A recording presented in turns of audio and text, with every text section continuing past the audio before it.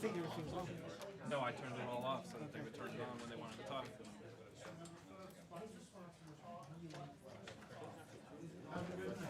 Push to talk.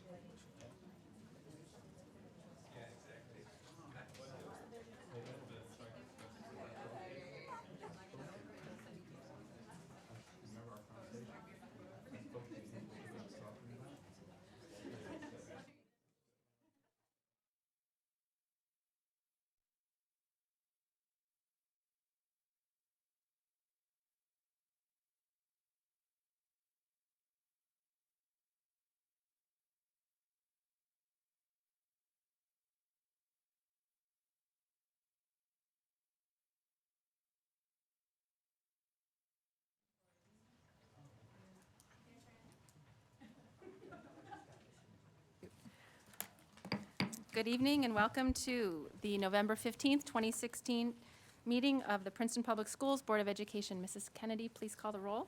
Andrea Spalla. Here. Patrick Sullivan. Here. Betsy Calver-Baglio. Here. Molly Crine. Here. Justin Doran. Here. Tom Hagendorn. Here. Daphne Kendall. Here. Vern Sproul. Here. Connie Witter. Here. Evelyn Spahn. Here. Abby Emerson. Here. Brian Lee. Here. Thank you.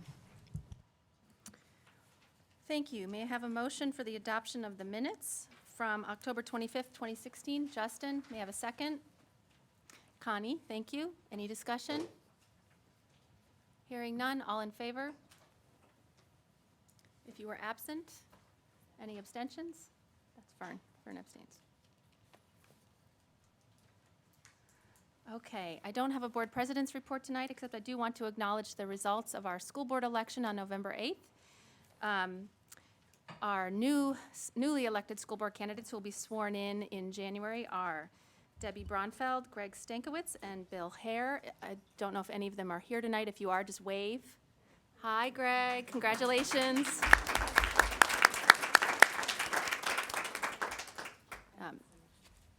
Sorry. Oh, they're coming. Okay, anyway. So putting your name on a ballot at any level takes more than a little bit of guts. I will just say that, even though we're all kind of tooting our own horn as we say that. Yeah. Hi, Debbie. Oh, hi, Bill. Okay, good. We just clapped for you. Yeah, we'll clap again. So I want to thank everybody who runs for school board, and good luck to the three almost not incumbent, almost to be sworn in, thank you, sorry, school board members. You'll have a lot to do, so rest up. Okay, moving on, superintendent's report. We have a special presentation tonight.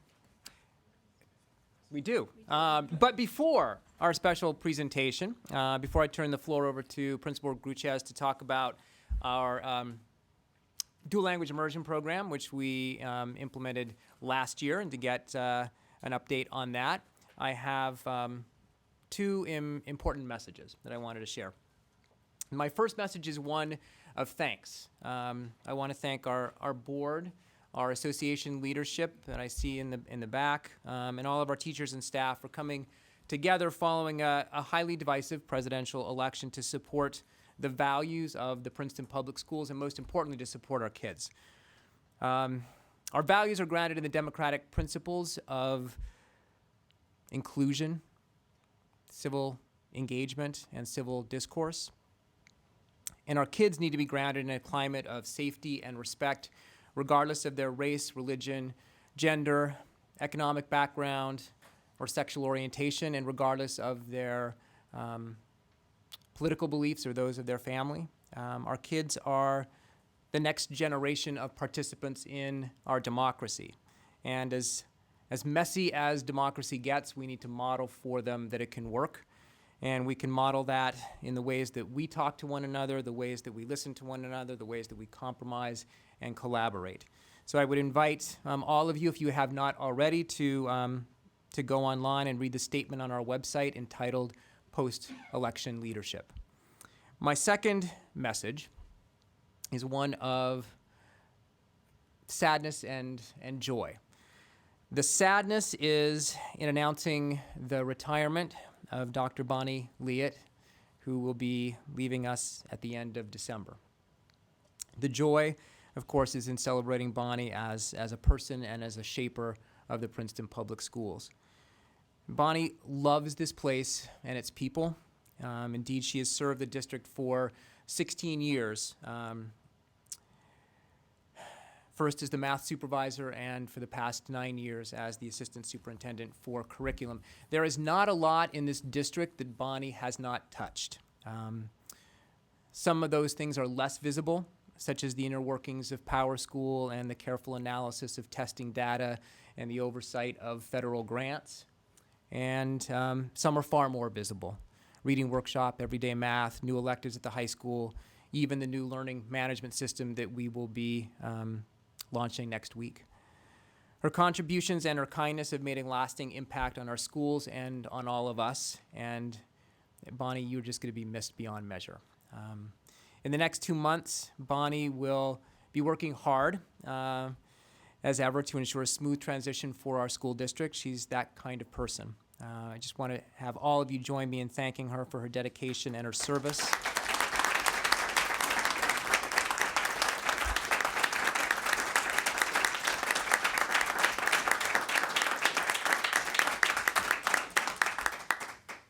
It's about the structures you put in place, it's about the initiatives you put in place, and most of all, it's about the relationships that you put in place, and we're deeply grateful. Bonnie, we wish you the best of luck. But you still have 2 more months. Okay, 1.5. Fair enough. One of the many initiatives that Bonnie did have her hand on was the development of the dual language immersion program. The program was quite a few years in developing. I see Priscilla Russell out there nodding her head as the head of our world language program. And I know that Bonnie will take great pleasure, as I think all of us will, in sort of seeing it, hearing it, learning about its successes and its next steps tonight. So I'm going to stop talking, and Deneen, you are on to sort of share with us about the dual language immersion program.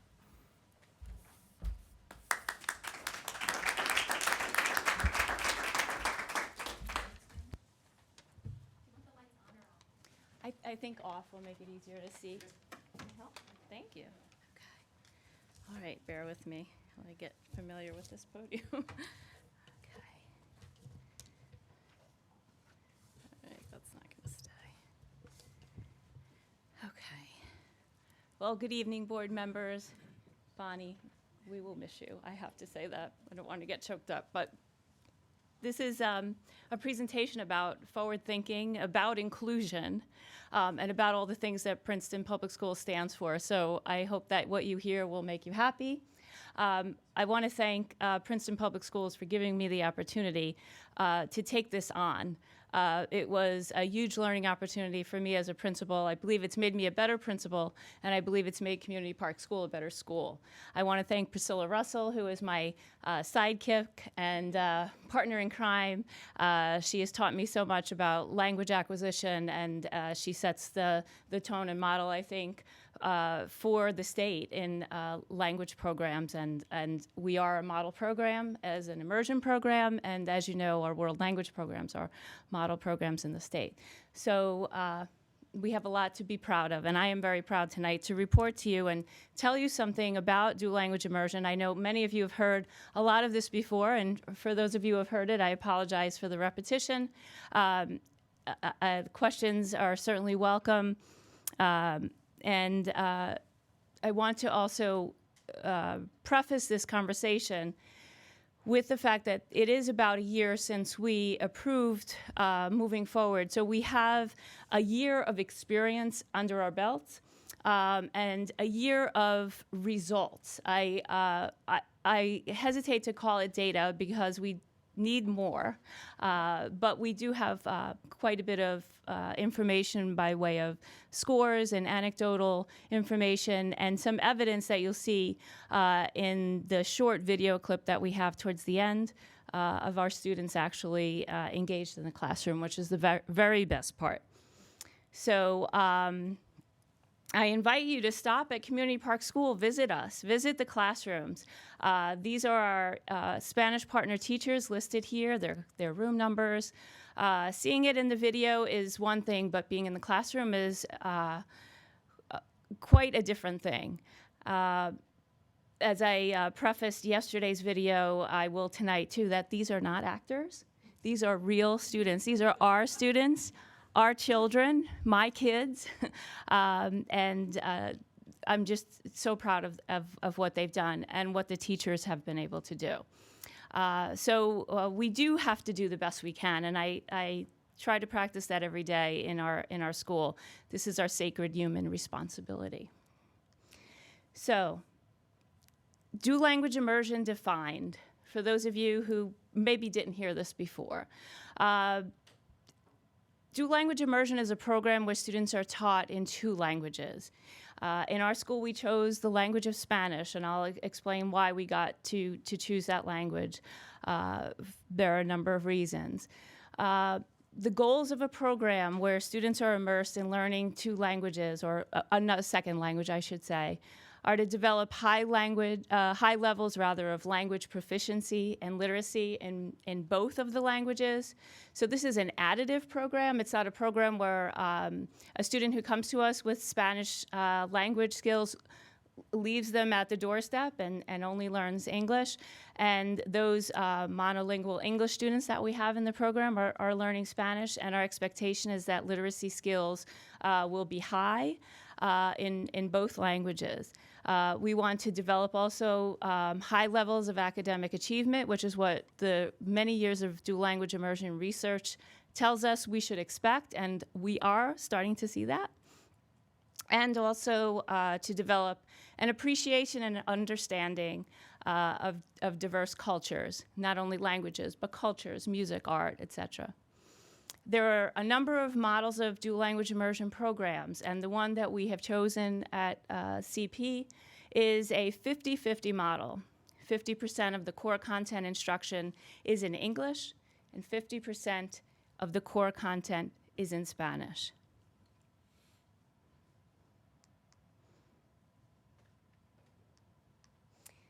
So there's always a story, and CP has a story about our research and initial thinking and our launch of immersion.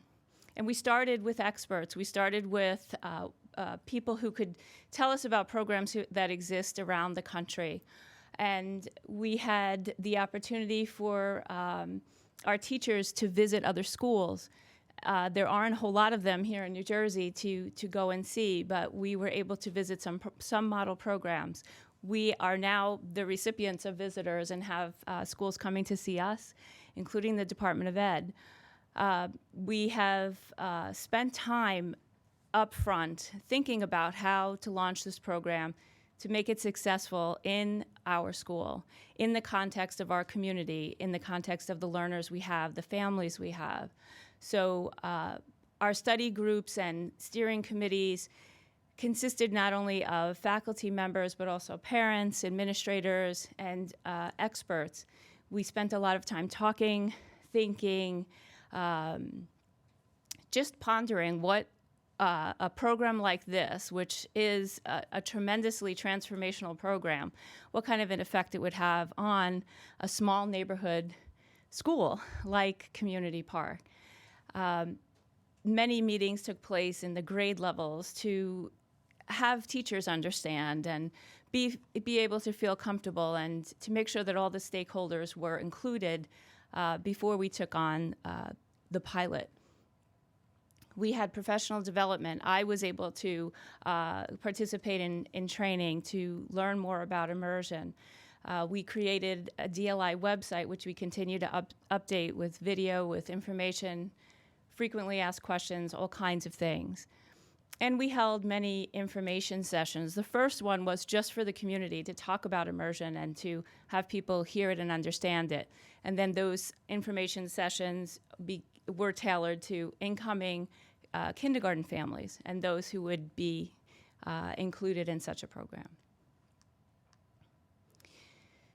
To understand sort of how the process worked, I feel like you need to understand our timelines and deadlines and how we operate. So in the February timeframe, we have kindergarten registration. So this is when families come and visit our school or all the schools in the Princeton Public Schools and figure out, based on where they live, what school they'll go to. And at that time, they can decide if they're interested in hearing more about immersion and whether or not that might be a good fit for their child, for their family. And we require that they do attend an information session before they submit any kind of a letter of commitment or application for DLI.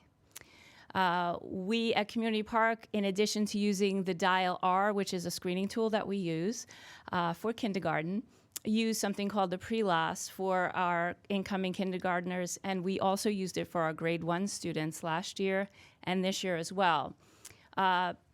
The reason this is important for you to know is because it is one of our assessment tools and one of our data collection tools to understand a child's language proficiency when they come in the door. Then we look at them again at the end of the year and then in subsequent years. If we have too many people who are interested, we have a lottery, and we actually did have a lottery this second go-around this past school year. And that lottery is held here at Valley Road.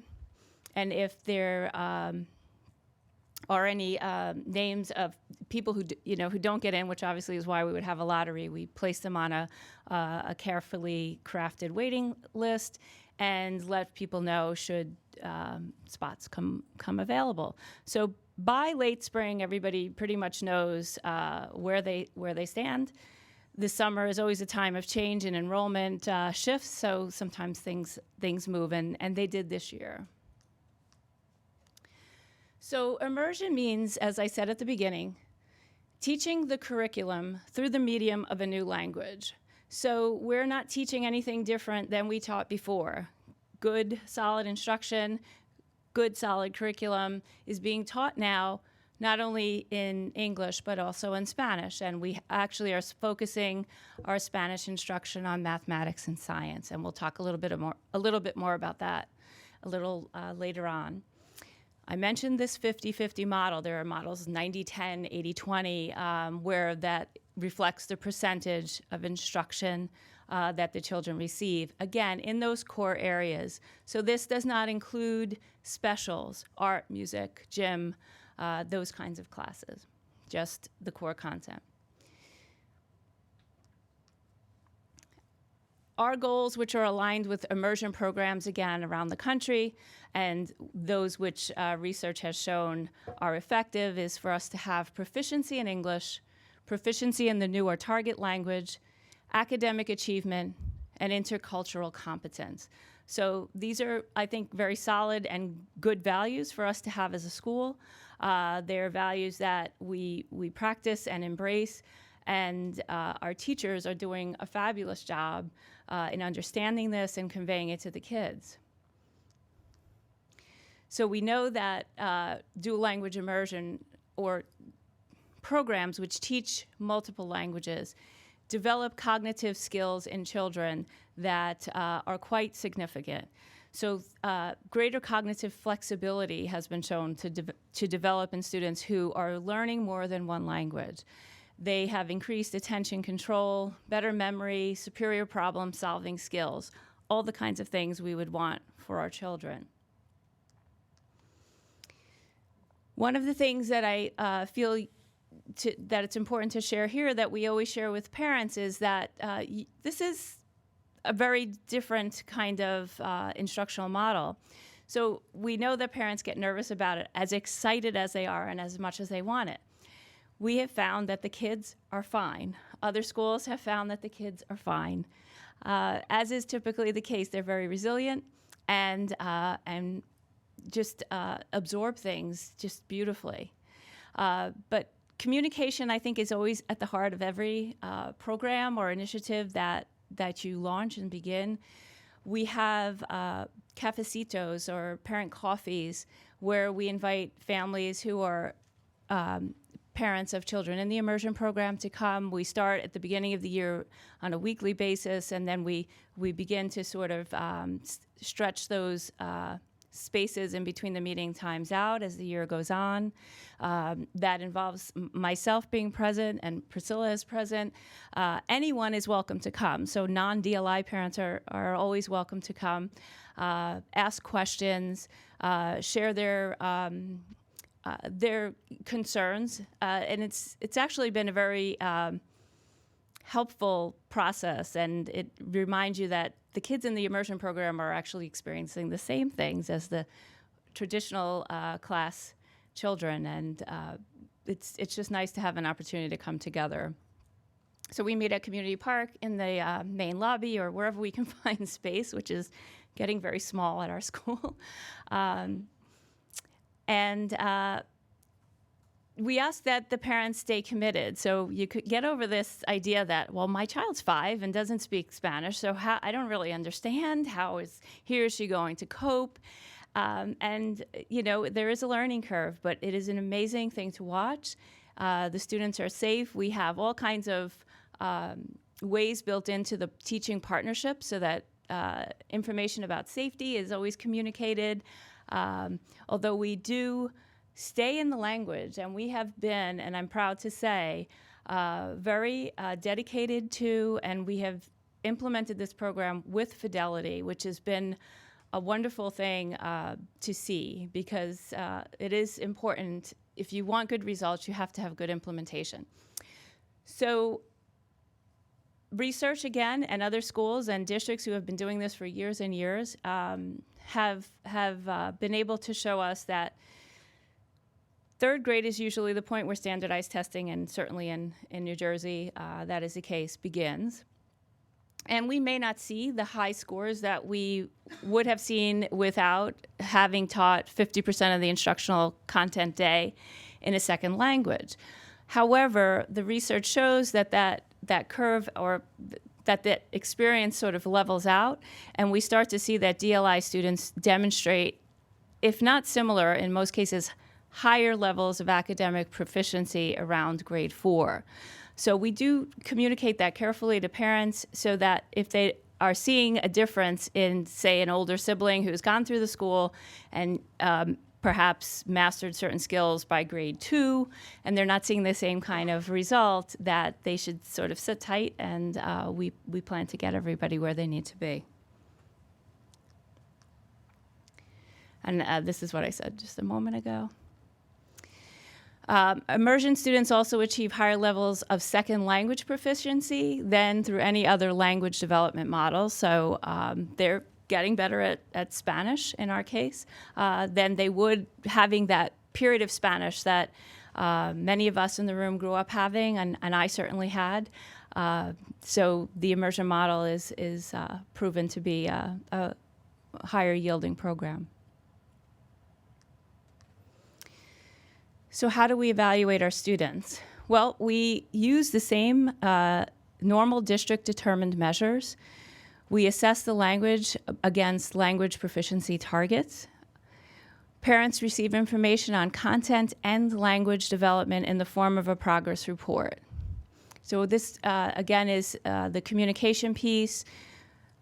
If you are in the immersion program and you've had a student who's gone through spring conferences, and I know some of the people here have, the child is actually present for the conference and communicates their learning to the parents and side by side with their teacher in the target language, which is pretty amazing.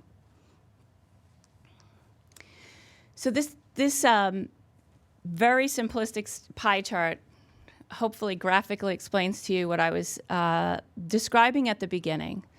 So we are teaching 50%, again, of the core content instruction in Spanish. So we are teaching mathematics, Spanish language arts, which includes reading and writing, Spanish literacy skills, and also science in Spanish. Children receive instruction in English language arts, reading, literacy skills, spelling, handwriting, etc. In English, as well as social studies. All of our specials are currently taught in English.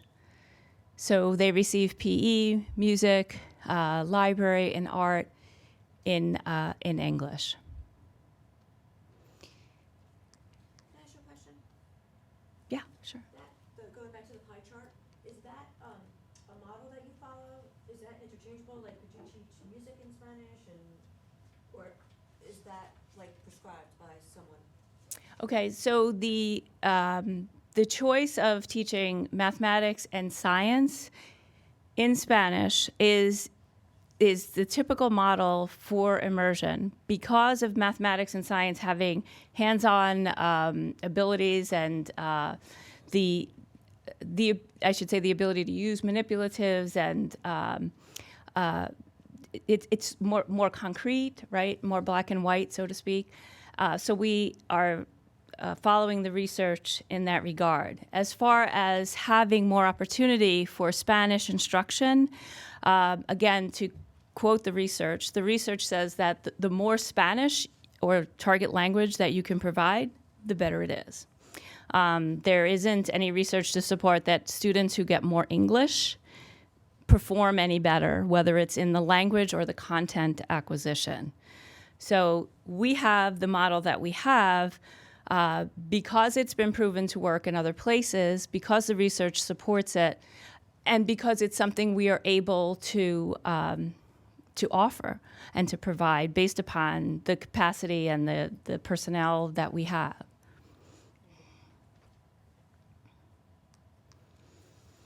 We chose Spanish for a number of reasons. Some of the statistics are on the screen. One of the things that really mattered most for us was the third bullet, which builds on existing capacity. So we happen to have at Community Park School 3 accomplished, experienced elementary school teachers who were native Spanish speakers. So we were very fortunate to have those teachers. Many immersion programs have to go and find people and bring them to the States or to your district, then get them acclimated to the school culture and the district and the community. We had people on staff who already had all of those benefits, as well as all the professional development training that Princeton offers. So I can't talk about DLI without talking about enhanced global citizenship. And this is something that we as an entire school are focused on, not only in the DLI classes, but in the traditional classes. So we believe, as I said earlier, that students are able to have a better sort of appreciation and understanding for other cultures, for other languages, and other aspects of culture. They're shown to have more positive attitudes towards other peoples and cultures and tend to be more accepting and understanding. This is something that we as an entire school... Okay, that was strange. Sorry. Some examples of global education strands in education are listed here. I'm happy to say that we do just about everything on that list at Community Park School. Dual language immersion is one of those elements.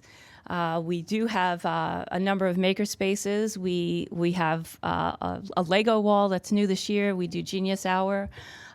We have virtual field trips and mystery Skypes and all kinds of global learning experiences for all students.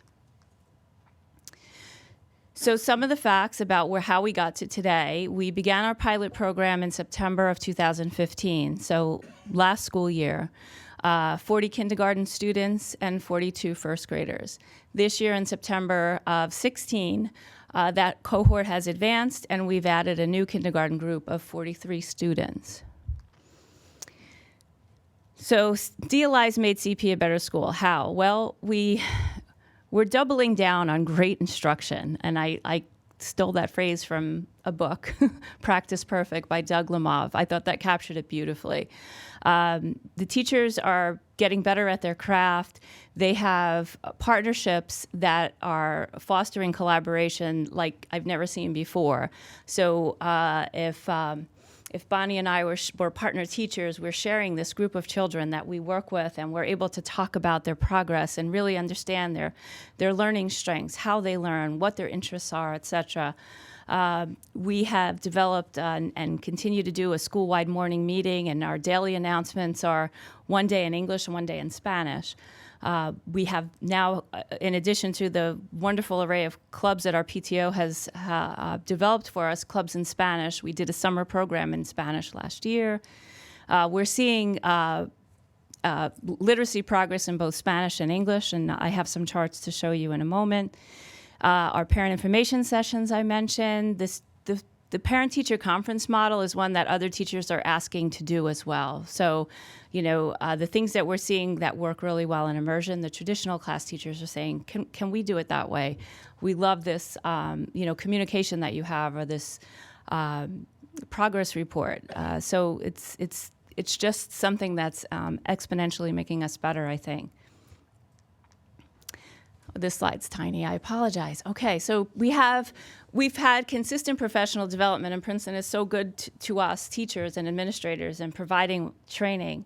Our consultant, Greg Duncan, who is our expert, is actually coming on Monday to work with the teachers. He was with us in September and will return in February, at which time we will introduce our third grade DLI partnership team, who is in place already. We started this year working with another consultant, Angie Finnegan, who is from the state of Delaware. She worked for the department in Delaware and has experience with our phonics program that we use in Spanish. So we've added her now to our mix. Our teachers attended Audi in Utah this past summer, which was a great immersion conference experience. And we have co-planning time for these teachers. They're working on curriculum writing for DLI as we are learning it and revealing it. And I mentioned earlier about these visits, which are beneficial to us. It's nice to host others and learn and share what we learn. A couple of considerations that I want to share, and I believe if you've heard the presentation before, it's valuable to have Spanish speakers, and we strive to have all of our Spanish-speaking students that are in the appropriate grade levels in the program. And DLI is known to be a high-yield intervention for at-risk students because of the cognitive development, the resources that we tap in a child's brain to be able to teach them 2 languages, and all of the work that their bodies and minds do while they're in the immersion class. A lot of information on these charts, but I'll try to summarize for you. So last year, we had, as I mentioned, DLI students numbering 40. Of the 40, 10 of those children were Spanish speakers. 11 were free and reduced lunch children. First grade, same thing for last year. 42 students, 5 Spanish speakers, and 4 free and reduced lunch. This year, kindergarten, we had, and this is an interesting number, 72 kindergarten students, which put us in a position to add a 4th section of kindergarten, which is another presentation. But we do have 43 DLI kindergarten students. Of that number, 6 are Spanish speakers, 5 free and reduced lunch. So we have 2 traditional kindergarten classes and the 2 DLI classes right now at CP. When we launched last year, it's important to understand that we launched kinder and first grade at the same time. Okay, so this year it was just adding a new kindergarten cohort. These are our first grade numbers and our second grade numbers as our first grade cohort has moved up. Our numbers have remained mostly the same. We've asked parents to commit to the program. Sometimes they can't. So we try to keep the classes large at the beginning so that we can build this cohort of students and sustain the size of the classes. I want to point out to you the scale of this effort, of this initiative, of this transformational and innovative program. We have 3 grade levels currently active, 6 classes and 6 partner teachers. We're seeing student achievement. We're seeing performance in the classroom, these partnerships that I talked about. Excellent content area instruction in Spanish and English. They are learning the same thing that they would have learned in the traditional class, but in this new way. So we're offering for every child a content area objective and a language objective every day. The children in this program have 2 teachers, which I feel really talks to the goal of having every child known. And this is truly an example of student-centered learning. I mentioned doubling down on learning time. This is just a quote from the Practice Perfect Super Modeling Strategy, rule number 18. When teaching new language, world language teachers don't often conduct class, but they always conduct class in the language they're teaching. And by doing so, double down on the learning time. And this really captures what we're seeing in the immersion classrooms. So some results. 1 year in, I have to keep reminding you of that. It's really 1 school year that we can look at, September to June. We also look at summer and how the kids came back to us. The Spanish language ability is outperforming the traditional Spanish model. I mentioned parent-teacher conferences.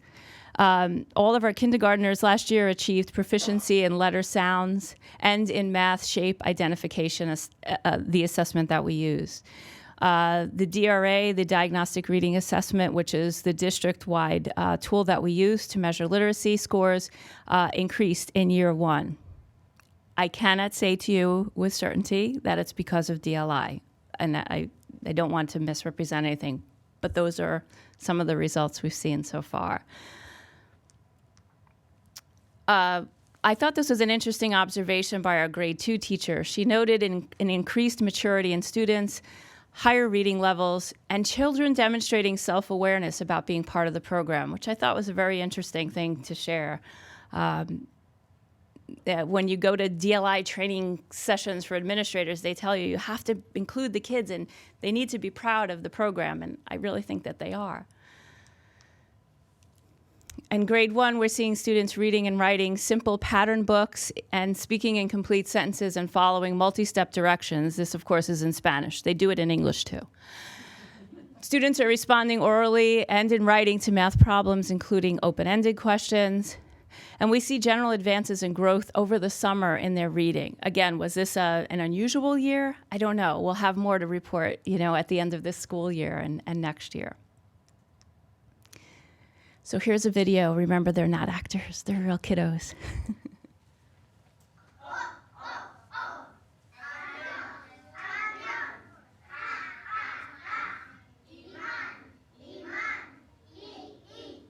One thing that really surprised me was how well they're doing on their assessments, especially in January. You can see their growth.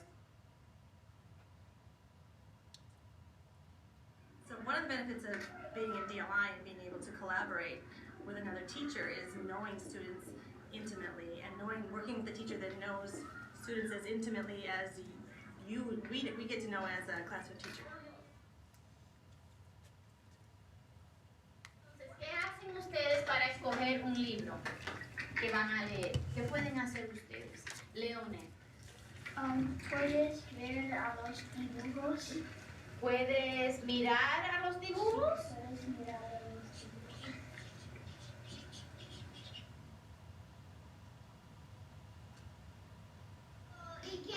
Muy bien. Entonces vamos a seguir. Julia, cuéntame de tu libro. ¿Cuál es el título de tu libro?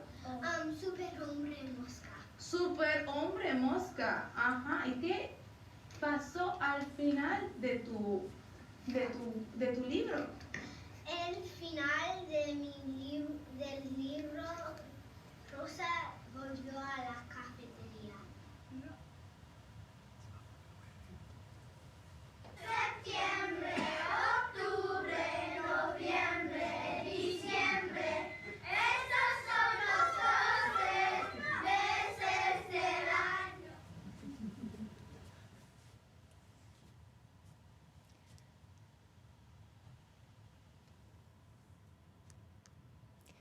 Okay, so we go from it's a little entertainment to a lot of numbers. Let me try to summarize for you. Again, these are data points just representing one school year. So the chart on the left in the green are pre-DLI first grade data on our DRA, our diagnostic reading assessments. Okay, how students came to us in the beginning of the year. So for example, 52% below grade level as they came into first grade. But by the time we reached the spring, April, 80% of those same students were at or above grade level. The blue chart is the first year of DLI, the cohort last year. So the class came in a bit lower, 33% below grade level. However, and again, there are two classes, so that explains the Class A and the Class B. 95% were at or above grade level by the end of the year, and that's pretty. That's good numbers. Again, is it because of the nature of this particular cohort of students? Would they have achieved this way? We don't know. We'll be looking for those kinds of patterns. Class B, the numbers are almost identical. And you see, again, sort of like the high end and the low end and where they landed at the end of the year. The next page. Okay, sorry, there was a little delay there. This is what we could pull together for the purpose of having this conversation on November 15th of this year. So when we looked at students leaving us in June, we saw that there wasn't the same loss that we see over the summer with reading. Again, I hope that we can attribute that to immersion and to the cognitive development of the kids and their literacy skills. But as I can assure you, we are constantly watching. We use a number of tools. The DRA is just the one that seemed to make the most sense to try to explain, because reading levels and literacy levels are indicative of student achievement. But we use multiple measures. This tool, we use sentence dictation, spelling. We use Dibbles at CP and actually throughout the district now. And of course, we have our math assessments, which I referred to a little bit earlier.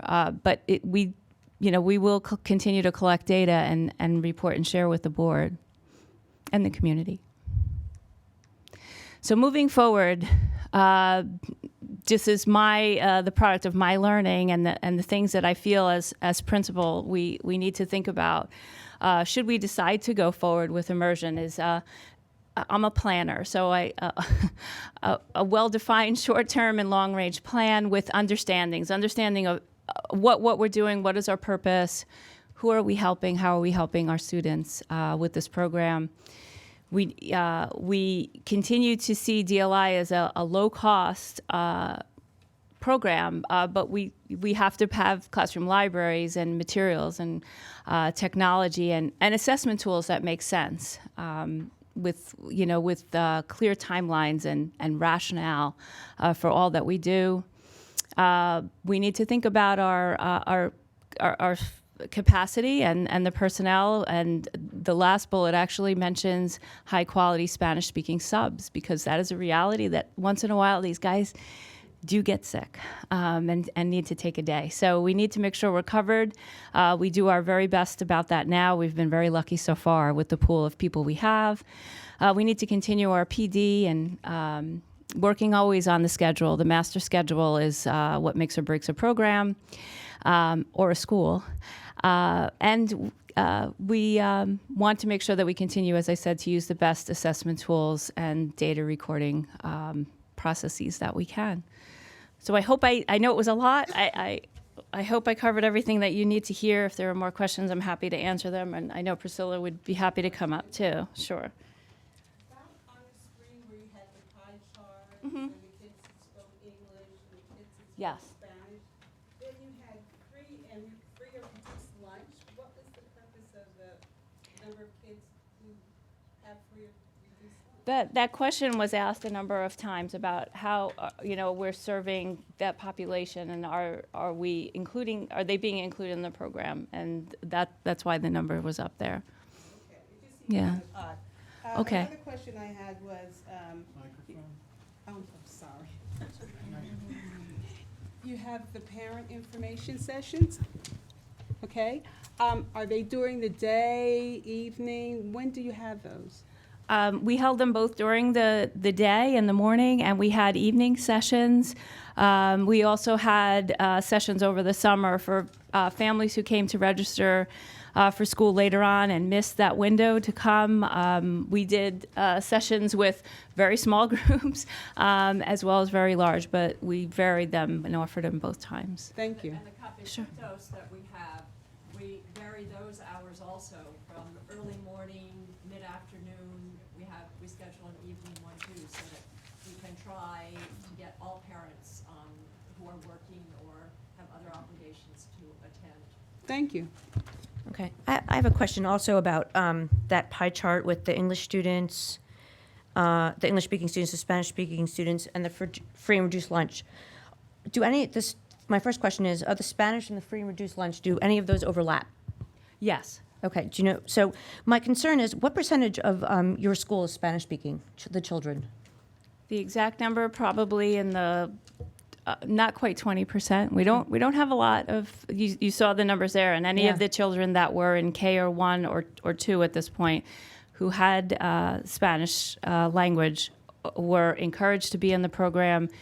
The program was shared with parents and communicated so that they understood it. As I mentioned, DLI is an additive model as opposed to some programs that are more subtractive. So children are encouraged to leave their native language behind and become proficient in English only, and that's not the case with immersion. Okay, so is that the concern, you think, that the parents want to make sure their children are learning English? I think that there has been for many years an understanding in the school system that when you come to the school, you come to learn English. And I think a lot of us were convinced that that was the right thing to do. What this model offers is the ability to become literate in your native language. Because, again, having the language or speaking it in your home doesn't necessarily mean that you can read and write. And we are, as I repeated on many of the slides, encouraging, bilingualism and biliteracy. So, proficiency in both. So, I mean, I'm not at CP. I hear great things about the program. Sure. But what my concern is at the Student Achievement Committee, we speak about, the achievement gap. And this is used as one thing that we're doing to close the achievement gap. And then I see the numbers, and they're very low.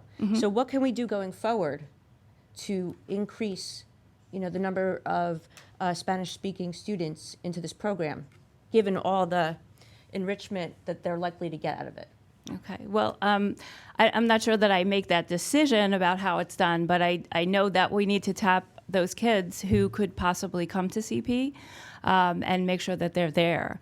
And again, it's beyond my authority or power to make that happen. Okay, but the understanding that you just communicated is something I think about all the time, and I've shared that certainly with the superintendent and others. And again, we're 1 year in, so we need to figure those things out, absolutely. And that's what I meant about understandings and in terms of moving forward.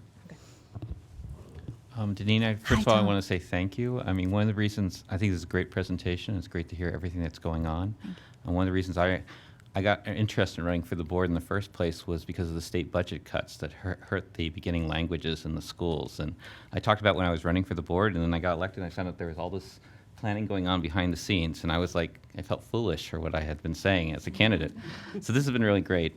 I had two questions. First of all, following up on Daphne's question, it looked like from the slides that the number of Spanish speakers in the program dropped in each of the years. It looked like there were 10 in the kindergarten, and they went down to 6 the next year. And do we know why that's happened? Is that just people moving, or are they dropping out of the program? Oh, no, not dropping out of the program, but it's the nature of the incoming class. Just like the enrollment numbers in general exploded this past year, we don't necessarily know who's going to register.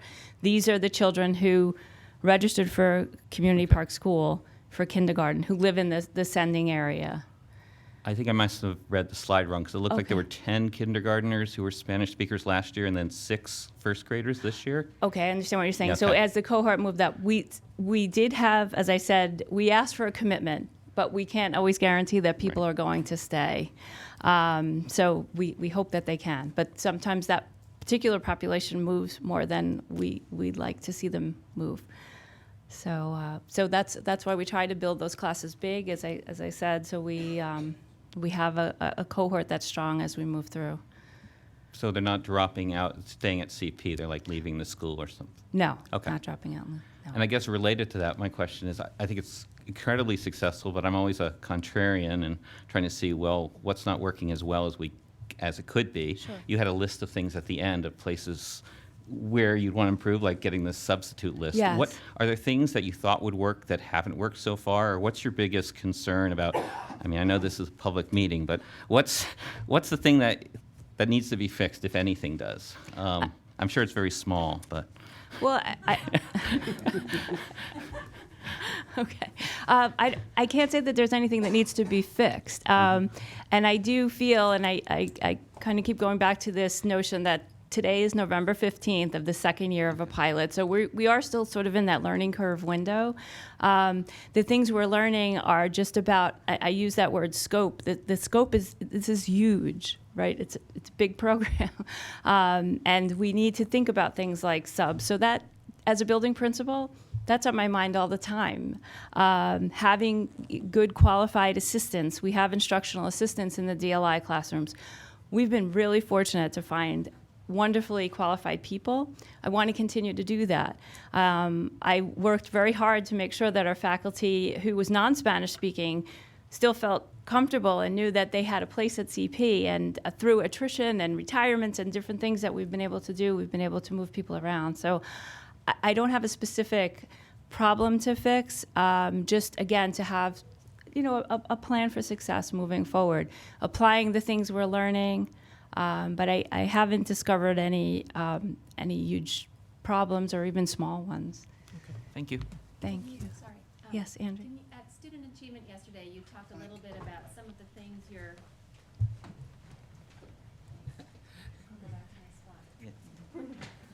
So at Student Achievement yesterday, you talked a little bit about some of the things you're thinking about doing that would benefit, that would sort of enhance the DLI program and also benefit the kids who are in the traditional programs. Can you talk about that?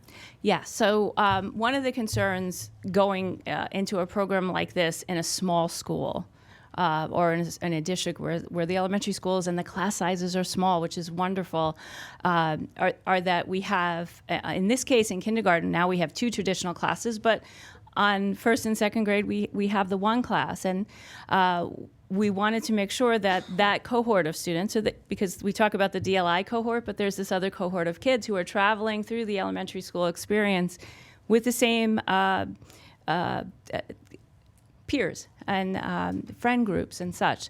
So we have done things that are social interactions besides lunch and recess, assemblies, field trips, where we make sure that we integrate all the kids together.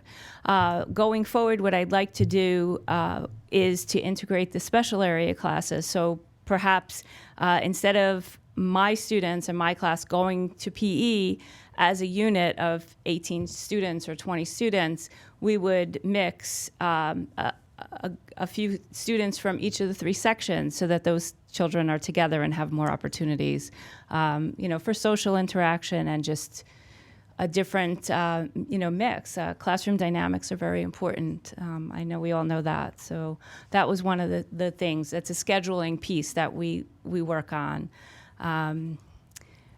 Was there another? Okay, and I mentioned morning meeting in the slides. Thanks for helping me out. So we, many of our teachers are trained in responsive classroom. Responsive classroom, one of the cornerstones is morning meeting. And most of the parents know about morning meeting. It's a great learning opportunity. But one of the things we've been doing at CP for, I guess this is our 3rd year now, is a school-wide morning meeting that we do once a month. We call it Final Friday, and it's the last Friday of the month when it works out.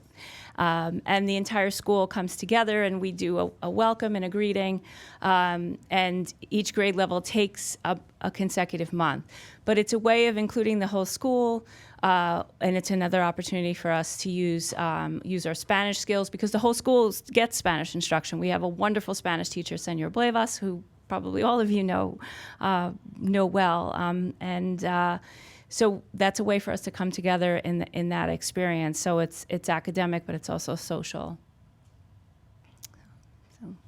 Okay, I have one more question. Sure. I can only go by what I saw in the video, but I just noticed there wasn't a lot of little boys in there. Do you have a way of encouraging more male students to get involved? I didn't see a lot. Yeah, actually, we have a. Well, when that last segment, when our they were star, asking Leone. questions, I only Yes. saw one little boy, and I saw mostly girls, and I was just. I mean, that's a thought. I mean, something to. Sure, it's a Look great into. observation. Yeah. So we think about balancing classes, right, male, female, and all those kinds of things. I think that was a reading group that was working together. And if you knew how many versions of the videos we went through to try to present something to you that wouldn't be too long, and to try to pick out things that would sort of highlight and be comprehensible for you to see sort of what was going on. But come and see us. We're full of boys and girls, I promise you. Connie, I can sort of speak to that. My son is actually in the program, so it was really, I just want to say publicly, thank you for this program, for the time that you spent. I think we all know from what we've seen tonight how much work has gone into it, but just to share with my colleagues and the public, all of these information sessions, all the cafecitos, all the information sessions, I already said that, all the site visits, all the visitors who've come in, this is above and beyond what was already happening in a terrific school. And so you've taken on something and really provided the CP community with something wonderful. I don't know if I have other comments which I can sort of save for when we discuss this, but just so you know, as a parent and a board member, I'm very proud this evening, so thank you. Thank you. I appreciate that. I think she's speaking for the entire board, especially, and let's just make sure that we extend the thanks to the teachers who've done so much. Yeah. I mean, what they've had to basically do to reinvent everything that they had ever done before and themselves, and they've done it so beautifully and so collaboratively. I think it's a great model in so many ways. Yeah. So, It truly is. It really is. And thank you for your comments, and I will share that with the teachers. Very well deserved. Any other questions?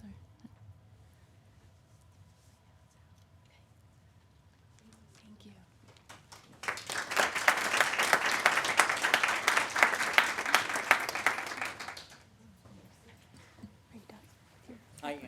Okay.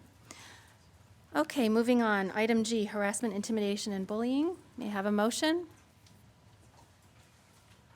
Justin, and second, Molly.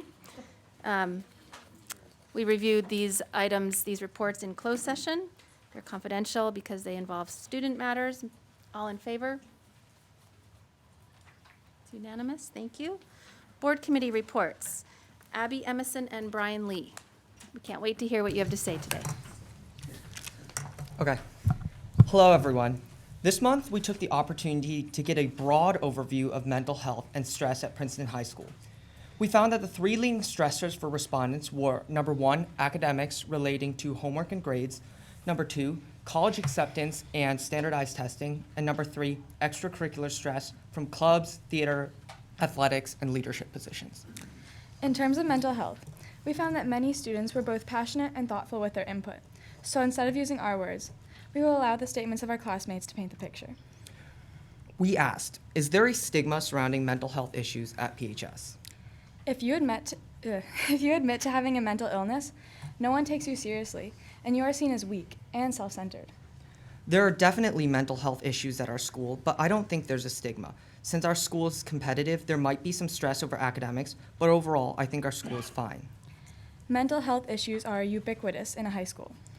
I think mental health issues are stigmatized by society in general, and I think that carries over to our school, but I don't really think that PHS has any special stigma on top of that. We asked, talk to us about mental health. We don't know enough about different mental disorders. We need to learn more about mental health instead of the dangers of smoking for 4 straight years. I wish there was a widespread definition of depression. Sometimes I get to real lows, and I wonder if I am depressed or not. And I wish I could have some closure as to what depression really is. All I can say is that I have cut myself before, and I'm just a tad bit emotional whenever I encounter a problem in life. Why? Because I don't have the experience and knowledge to know how to deal with such problems. Theoretically, I know that the best way to deal with stress is to talk to a person or counselor, release stress onto an inanimate object, or deal with the problem itself. However, whenever I find myself in a stressful situation, that is always the last thing I do. Students need more social and academic leeway when they are dealing with a mental illness. Sometimes the last thing you need during a depressive episode is to be yelled at by a teacher for being late on an assignment or feel judged by peers for not attending a school event or club meeting. I personally know several people with mental health issues, and they are afraid to tell people because of how they will react. They believe that the stigma is so prominent that it will make them lose friends. The teachers also are not very understanding and do not know how to handle the situations properly. They do not do much to accommodate unless someone has been diagnosed with some sort of mental disability. A mental illness and mental disability are very different and should be treated differently, but they should still both be treated. We asked, what can we do to make things better? I think a lot of stress comes from the people trying to meet standards coming from their parents. Then, because of that, those people meet those standards and it migrates out to the other students so that people without overly aggressive parents still get the pressure from their peers. Thus, I think the best way to make things better would be to very carefully find an effective way to target the parents. It would help if we didn't have to take multiple tests on the same day. For me, when my mental health is deteriorating, it can be very, very difficult to focus on my work or responsibilities. It can sometimes help to take a class period or a school day off, but this can also make things worse because it causes an accumulation of work that I have to do. It's a really trying spiral of a deteriorating mental health state that makes it hard to function as a student. Battling a mental health issue can last up to hours. Before I was hospitalized, I remember staying up till around 3 or 4 in the morning, broken down, unable to comprehend why my high school years were so difficult. Although the school offers a lot of help to students, I don't think staff members realize that students are afraid to come to them. I'm aware that it's risky to let a guidance counselor know what is going on with the fear that you may be sent away. It's an overwhelming feeling, overthinking everything. It's nearly impossible to breathe. Teachers could care more. It would make a huge difference to me, at least, if the people that I see every day and have to pay attention to every day could show that they care a little bit. Inform people. They must know the spectrum, the symptoms, and how to respond. People must know that depression too is a mental illness and not just a word to be thrown around. No one should have to live in fear of speaking about their mental well-being.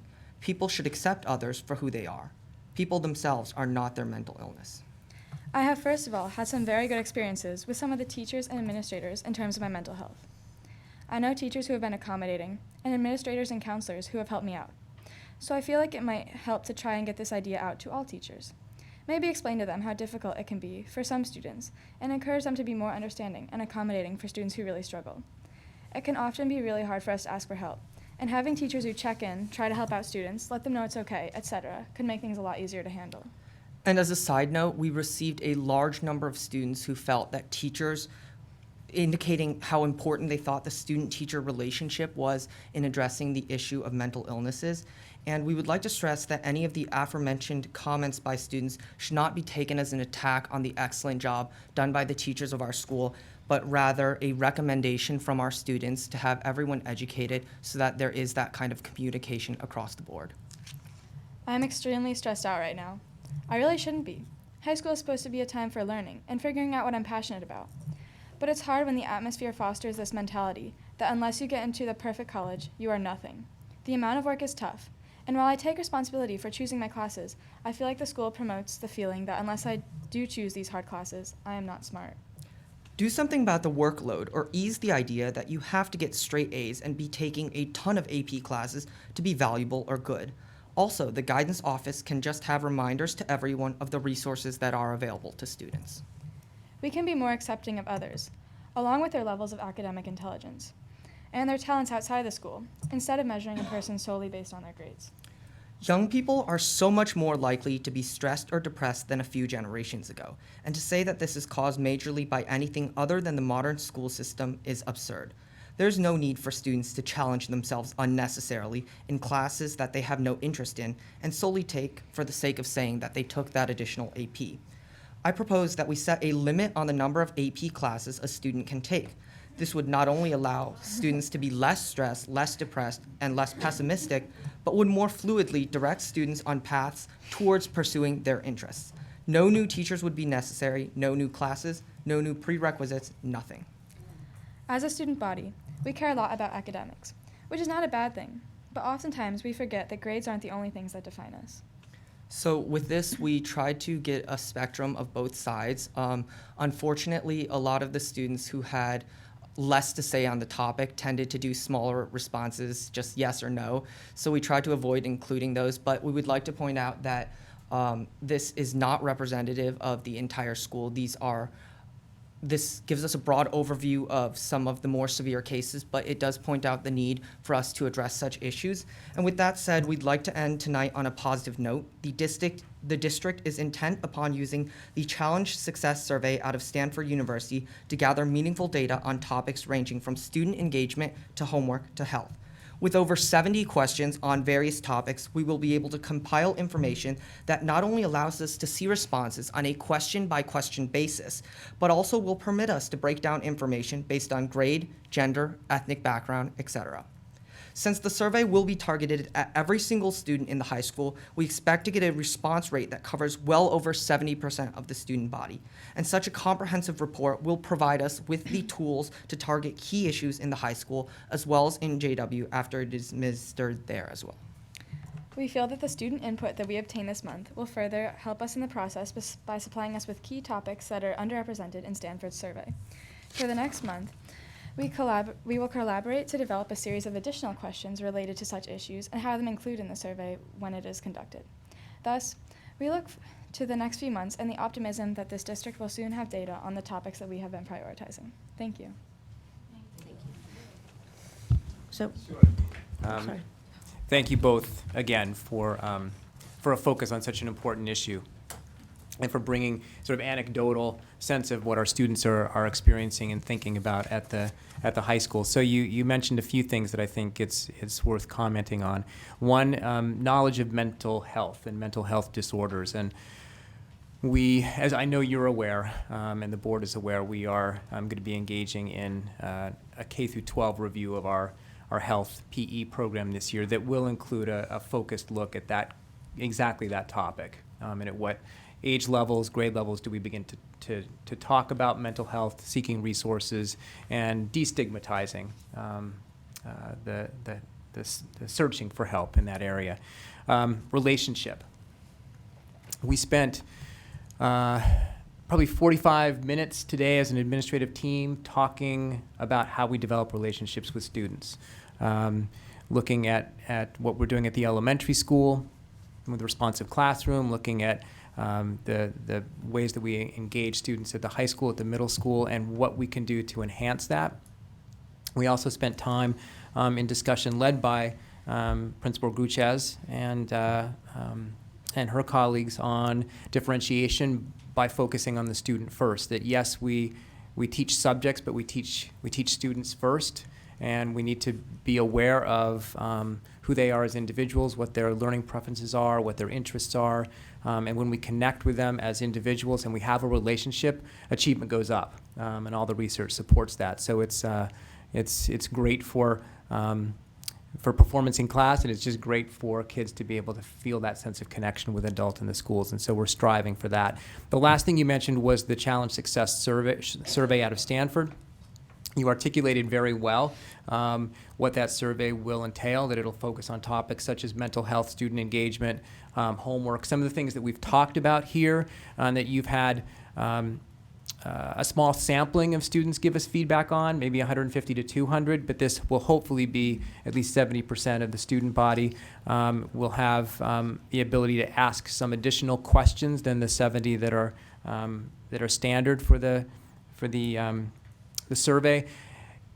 And one of the more important things is that we'll be able to compare our data with the data of other schools nationally, districts nationally that have taken the same assessment, so similar types of school districts, and see how we compare and if there's anything that goes above the line or that it becomes an area of concern or an area of celebration for us in that area. So you were instrumental in sort of spearheading us in that direction, and I want to continue to commend you for your efforts. Thank you. Thank you. You were very instrumental in that, getting that underway. So thank you. Good job. Did you have a question? Yeah. Fred, I want to thank you, and I want to ask you to keep coming back as long as this is on your mind, because it's very important. It's a very important issue to the board. You said something that has always concerned me, is that kids are striving to meet the standards from their parents, right? And it seems that we've become a society where your kids go to college is like a badge of good parenting, right? So what can we do as an administration, as a board, to help you and your student and your fellow students in that regard? Well, I think we talked about earlier that we wanted to start to put estimated time limits for homework per night on the student schedules. And I think that when Tiger parents tell their kids, okay, you need to take 5 APs at least this year, and then they get their schedule back in the mail, and the parents can look at, okay, my kid's supposed to have 6 hours of homework a night, and I expect them to do all these extracurriculars as well. Like, how am I expecting them to do all this? I think that can really help show the parents what their goals for their child are unrealistic. And I think also the cap on APs would really help that, because if the parent knows that their student can only take a certain number of APs, then they can't actually push them to take more than they can handle in the first place. So I think that will really help reduce stress levels and at least reduce parents' responses to or involvement in their students' education. Just because I want to know, and I have no ability really to make this happen, what would you cap the APs at? Dr. Creel actually made a suggestion to us one day that we've heard his suggestion, but maybe during public forum he'll get up and reiterate. Yeah. Oh, I liked his. I liked his suggestion. That's why I brought it up. Okay, go ahead. Okay. He suggests that students should only be able to take 2 additional APs per year, so only be able to add 2. And I think that would really help, because I think that after having a little bit of experience with APs, like my sophomore year, I took 1. And I think that having 3 my junior year would have been a better step than taking 4. So I think that would really help. You know, Abby, I just had a question for you about counting the homework. It might be if you had a feedback loop with respect to homework, you wouldn't even have to worry about how many APs a person takes. And the reason is this. Like, suppose you said a student can't take classes with more than 3 hours of homework a night, right? And so if every class had next to it the credits and the teacher's estimate of the amount of homework per night, then when you took your credits, and you could just do the simple math, or your parents could together with you and say, or an administrator could and say, you know what, you're taking classes that have 5 hours of homework a night, so you got to dial it back. Doesn't matter if they're AP or not AP, right? But the other thing that you could do, and I think some of the teachers who were speaking last meeting mentioned this, is if you got into the habit as a student of saying, here's when I'm starting, here's where I'm stopping, this homework, right? Not estimate how many hours, but started this at 7, I stopped it at 8, so I did 1 hour. And then when the teacher estimates, let's say, this class is 3 hours of homework a night, you can calculate that data with how many hours the students are spending on that homework, and is the teacher's estimate correct or incorrect? So you could have over time, get a pretty good sense of, teachers estimating how much out of school time a class takes, and have homework be part of everyone's choices when they make class assignments or class choices. And limit it and have some sort of governor, not just the student, because it'll be an arms race if the students, if there's not a cap on it, right, that says, look, you can't take classes that total up to more than, maybe it's 4 hours, but whatever the cap, a reasonable cap is.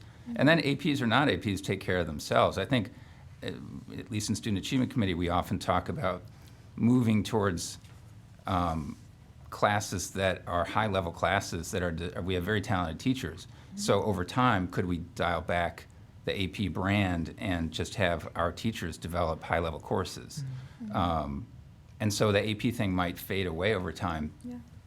But we'd still have great courses for students to take. But then when they went to college, then you could say, look, I took a very challenging course load here, but it's the most that my administrators would let me take, right? And so that might dial that back a little bit. Just a thought. I like that idea, yeah. Thank you. I have an informational question. So we've been talking about homework, and you were just saying, Pat, about the amount of time. At the high school, can a student just say, I want to sign up for all these super rigorous courses, and they get them? Or is there anyone currently looking at it saying, that's an inappropriate course load for you given what you've done the previous year? It's similar to that type of suggestion, but it has nothing to do with AP courses. I just wonder about that in terms of counseling and mentoring.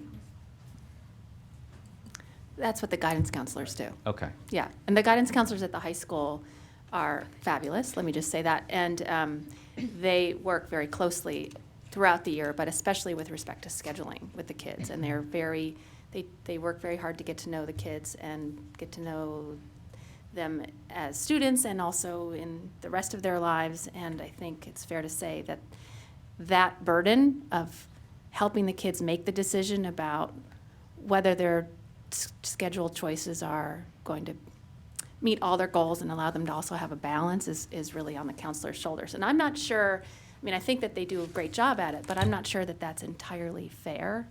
I mean, I think it would be helpful for everybody to circle back to the point about parents, if there were more structural or systemic boundaries, because the counselors can tell a kid till they're blue in the face what's right for the kid, and eventually it's out of the counselor's hands, and sometimes it's out of the children's hands, right? And so there are also, I just want to put in a plug for the parents.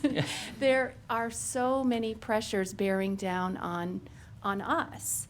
And I think a lot of parents, I always tell employees in the school system, remember, when you're dealing with difficult parents, nobody loves your students as much as their parents do. And the parents want what's best for the kids. But parents are motivated by a lot of different things, as we all know, and some of those things are external and out of the parents' control. And a lot of parents are motivated by fear, economic fears and other things. And sometimes that's very hard to militate against. But if there are systemic controls that are put in place because experts, supported by research and evidence, say this is what we know is best for everybody. And it's also what we know is going to be good for the kids, because they're going to go to college, they're all going to get into great colleges, it's going to be fine, and the colleges are still going to look at PHS and say it's a fabulous school, and those kids come to us so well prepared, and that will continue to happen even if we put limits on things. I think that's what needs to happen. It's multifaceted, right? We do need to do more parent education, but it's not enough just to say to the guidance counselors, you need to tell the kids to take it easy, because they do. Just to follow up on that, so right now they're providing guidance, but their permission isn't required to sign up for certain courses. Say the guidance counselors. So what I heard you saying is that they're advising, but the students may not necessarily want to take that advice.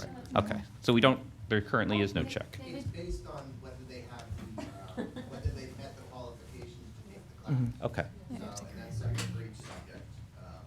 And again, I know what Ms. Ball is saying, that we're often thinking about, does it really make sense to take this many AP classes? Let's think about the balance, and the pressures really do come from, sometimes it's more internally coming from the student, and sometimes there are other forces at play. So if they met, say, the prerequisites for all the courses, like Abby was talking about her AP test, they can just choose to do that.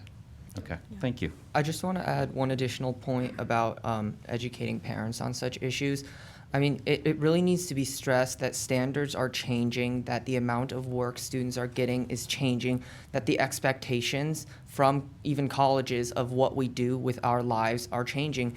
And oftentimes that doesn't necessarily come across and just having more opportunities within the district to have parents informed about these issues from where it needs to come from, whether that be from the guidance department, maybe from college admissions officers, maybe from leading education experts. Just having that kind of information available to parents and having them understand it from people who are in this field and seeing what we experience on a daily basis will really help how they perceive this. And I think Princeton is a district that is arguably in a prime position to do something like that. So just re-educating not just students, but their parents as well, will really make a big difference in our lives. I mean, Brian, thank you for bringing that up, because that's one of the areas that my superintendent colleagues and I in Mercer County are focused on, and trying to come together and work with the colleges to be able to get that message out, because we can say it here all we want, but parents really need to hear it from the colleges themselves, and they need to be firm in being able to say, we don't care as much that you've taken 7 APs and got 800s on all your SATs, or 2,400, whatever it is at this point, but that you have an excitement about, an intellectual excitement about a particular subject, and that you've explored that in depth, and that you've maybe done some really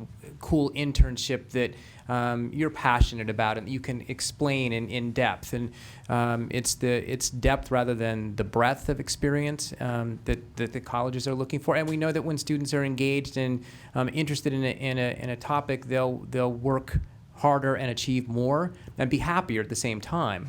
So it's a win-win. We see higher academic performance, better wellness, and I think the colleges are actually looking for that depth of intellectual passion than they are a simple, checklist of scores and number of courses.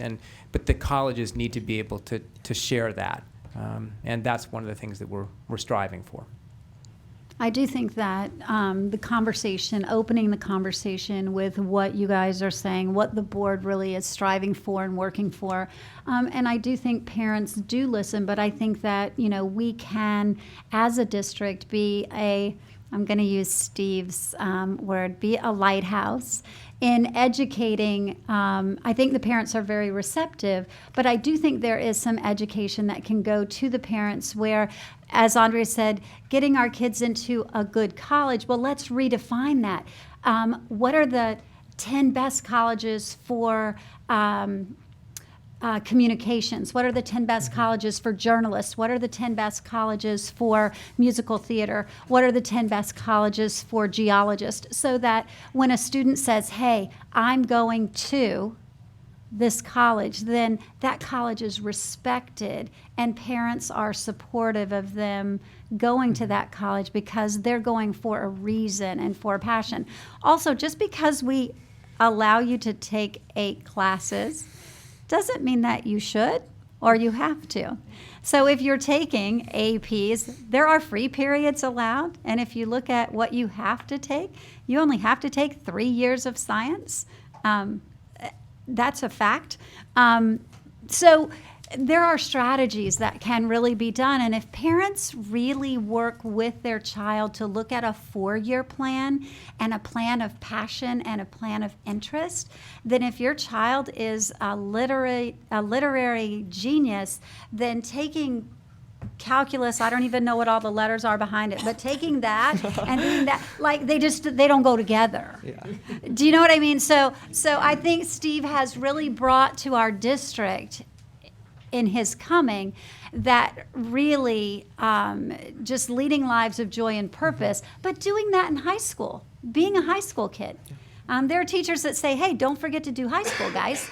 You're taking 4 APs. That's a college. I mean, there are kids in college that only take 4 classes. So if you're taking 4 APs, you're kind of doing college while you're doing high school. So don't forget to be a high school kid and do all the good things that you're doing in high school. I appreciate your feedback more than you could realize. Thank you so much.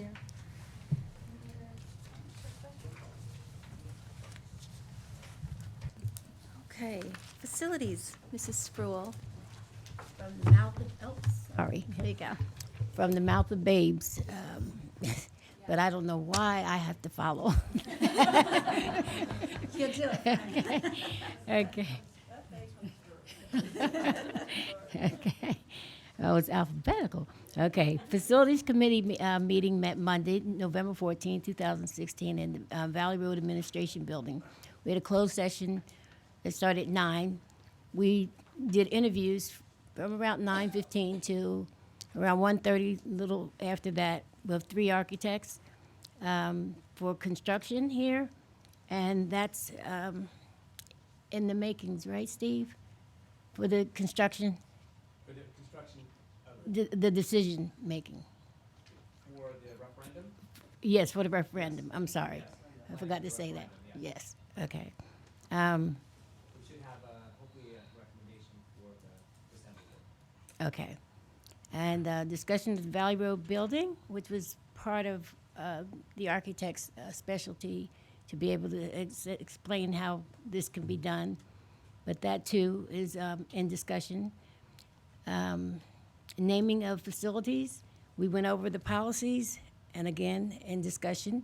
We had no public session. And of course, Gary caught us up on the construction, which is pretty much where it is. Some projects have been completed, and others are still like 95, 98% done.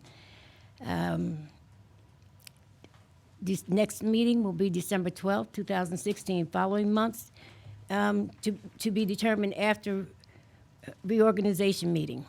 Thank you. Thank you. No, if I can just comment, the discussion of the architect work in Valley Road is actually on the agenda for tonight. That is completely separate from the referendum planning, and that is associated with the possible use of this space as a school, trying to see if we can get some classrooms here in this room, moving the board office out to a space that we may rent, and opening this up as possible space for students next September. So that's one of the ways we're trying to address the enrollment rise as soon as possible. Any comments about that? Questions? We'll talk about that when it's time on the agenda. Okay, Finance, Mr. Sullivan. Thank you. The Finance Committee met tonight at 6 p.m. here in the Valley Road Administration Building, and we covered a couple of things. One was the hiring of the architect to look at the space that Mr. Cochran just described, which is on the agenda at M8 tonight. We also wanted to point out and thank the Princeton Education Foundation for a donation of $6,045 to enhance our electronic access for all program, to give internet access to everyone in our district, regardless of need. And so we always appreciate Princeton Education Foundation and what a great job they do for the students, and wanted to just recognize them. And then the third thing, we went over athletic expenses. The district spends about $1.2 million a year on athletics. And in finance, we've been breaking down those costs and really getting a sense of how much athletics costs, especially at the high school, by sport. And the data in all its detail will be posted soon to our website. But just some highlights, we spent this fall about $300,000 on athletic activities, another $200,000 on transportation, so it's about right, about a third of our overall costs. We have 506 students in the high school participating in athletics out of roughly 1,500 students, so it's almost one-third of the students in the high school are participating in some sport in the fall alone, which is great. Average cost per athlete is about $600, and surprisingly, you'll see the data when it's up, but there's not a huge variance between the sports, but much less than we thought that we would see. So we're starting to get some good data and visibility into how we're spending money in athletics, which is long overdue, and the public will get to see that shortly. The next meeting of the Finance Committee is at 6 o'clock here in this building, same day as the board meeting. Thank you. Personnel, Ms. Krein.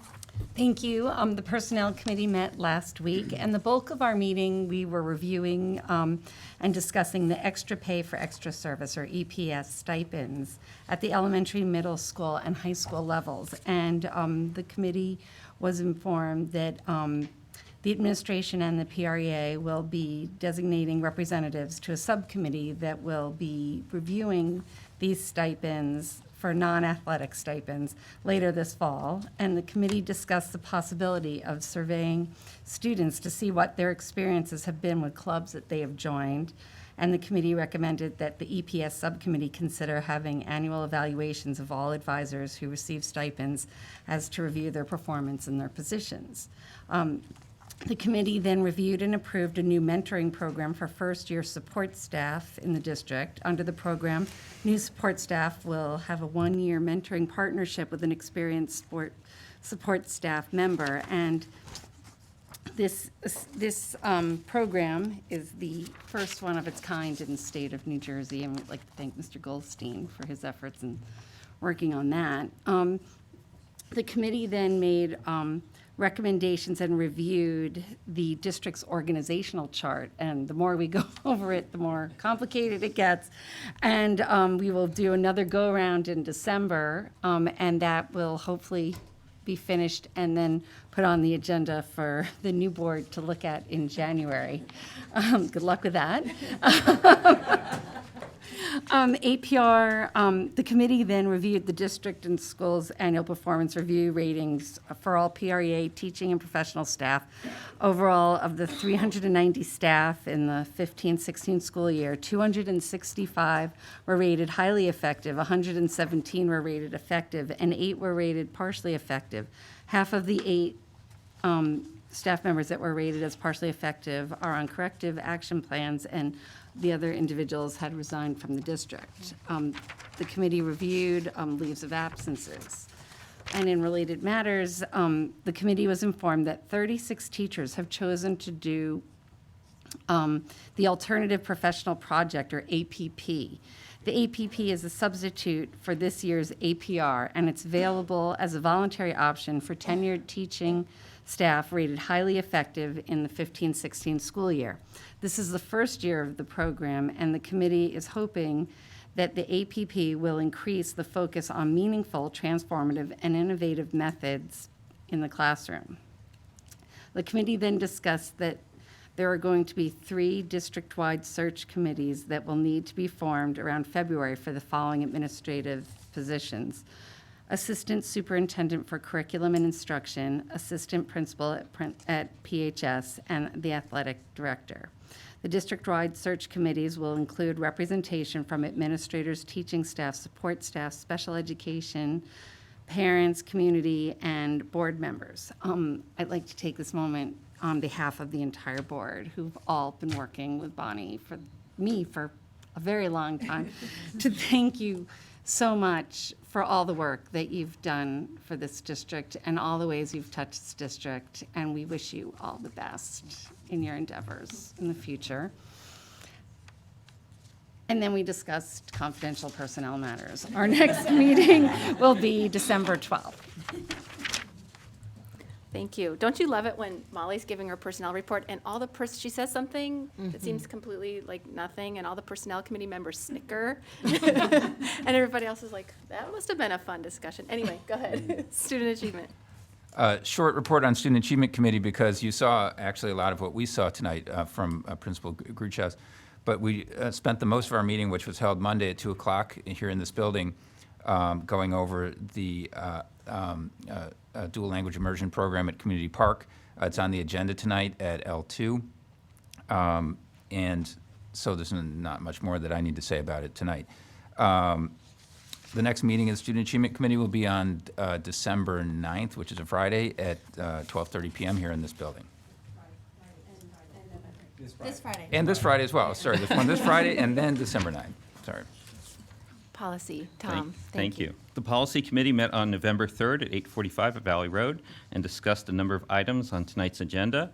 We have 2 second readings tonight. The first one is Policy 2431.4 on concussions, which was revised per comments after the first reading.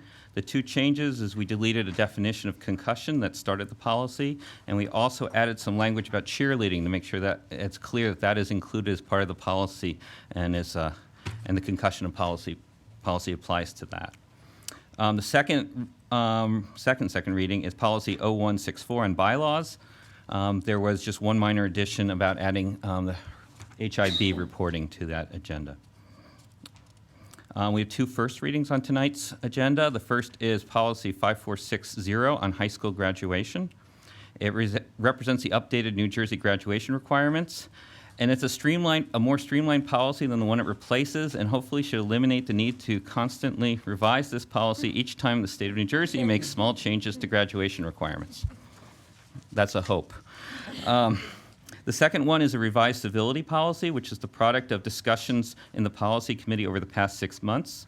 We expect its first reading to be revised per feedback from the community, and we will solicit such feedback. It is sadly timely given the events of recent days. Lastly, at the October board meeting, there was a first reading of the revised social media policy. We have received input on that policy since then, in which we will discuss at our December policy meeting, and then we expect to have a second reading of that policy at the December board meeting. The policy committee meets next on Thursday, December 1st at 8:45 here at Valley Road, and the public is invited to attend. Oh, excuse me one second. What happened? You didn't mention the electronic recording. Right, so 5516 is on electronic recording devices. That one policy we expect to have a second reading in the December meeting, maybe January, but we're looking to have draft protocols set up before we have the second reading of that policy. Thank you. Okay. We come now to our first of two public forums. This first public forum is for anybody with comments on agenda items only. So if you have a comment relating to anything on the agenda tonight in sections J through M, you may come now to the microphone and speak. Please come to the microphone and state your name. My name is Catherine Stoltz-Hustowick, and I just wanted to say a few brief words in support of the DLI program at Community Park. My son is a first grader, my daughter is a kindergartner, and I want to emphasize that there is tremendous parental support for this program. There is a waiting list, parents who wanted to get into the program in kindergarten this year and who could not. And I think some of you have received letters of support just telling stories of things that we're seeing at home, and for me, it's just a joy to see my two children. My daughter's been in this just for a few months, and they will play together in Spanish. So I think we all know that there are a lot of benefits. And I also wanted to thank the teachers who have worked extremely hard. Deneen and Priscilla have put forth a lot of work, but our teachers have also worked to change a lot of what they're doing, and it really is benefiting our children. So I just kind of want to urge you to continue this program at Community Park, but in sort of looking further to the future, I know that from speaking with my friends who are in other schools in the district with young children, they are interested in their children at Riverside and Littlebrook and Johnson Park having, a program there. So I'd encourage you to sort of look at expanding it to other schools too. Thank you very much. Anyone else with any comments on agenda items only? Anything on the agenda items J through M? Mr. McCann, how are you? Hi, how are you? Good. John McCann, John Witherspoon Middle School, one of the co-presidents of PREA, and we don't want to be left out. We also want to thank Bonnie for your service, your steady professionalism, and leadership will be missed. So thank you, and congrats to the new board members as well. Thank you. Anyone else? David. David, I want to thank you for the help you gave to the student board reps in working on this last couple months of surveys, too. It was really helpful. David Rosenfeld, school psychologist at the high school. I was piping in from the back there. I just wanted to mention the idea of looking at setting a limit on APs, I think makes a lot of sense. But I think we have to look at it holistically, too, because we can set limits on AP classes, but if people are then going and taking classes outside of the school day and adding lots of other things onto the agenda, it really won't make a difference. So I think you have to look at the whole picture and making sure all the stakeholders are thinking about the big picture. David, just so you know, the survey that we're hoping to administer actually does ask some of those questions. So we should be getting data on the hours spent on extracurricular activities, the hours spent on jobs. So we may get some more data that will help us with policies and practices moving forward. Thanks. Anybody else with agenda item comments?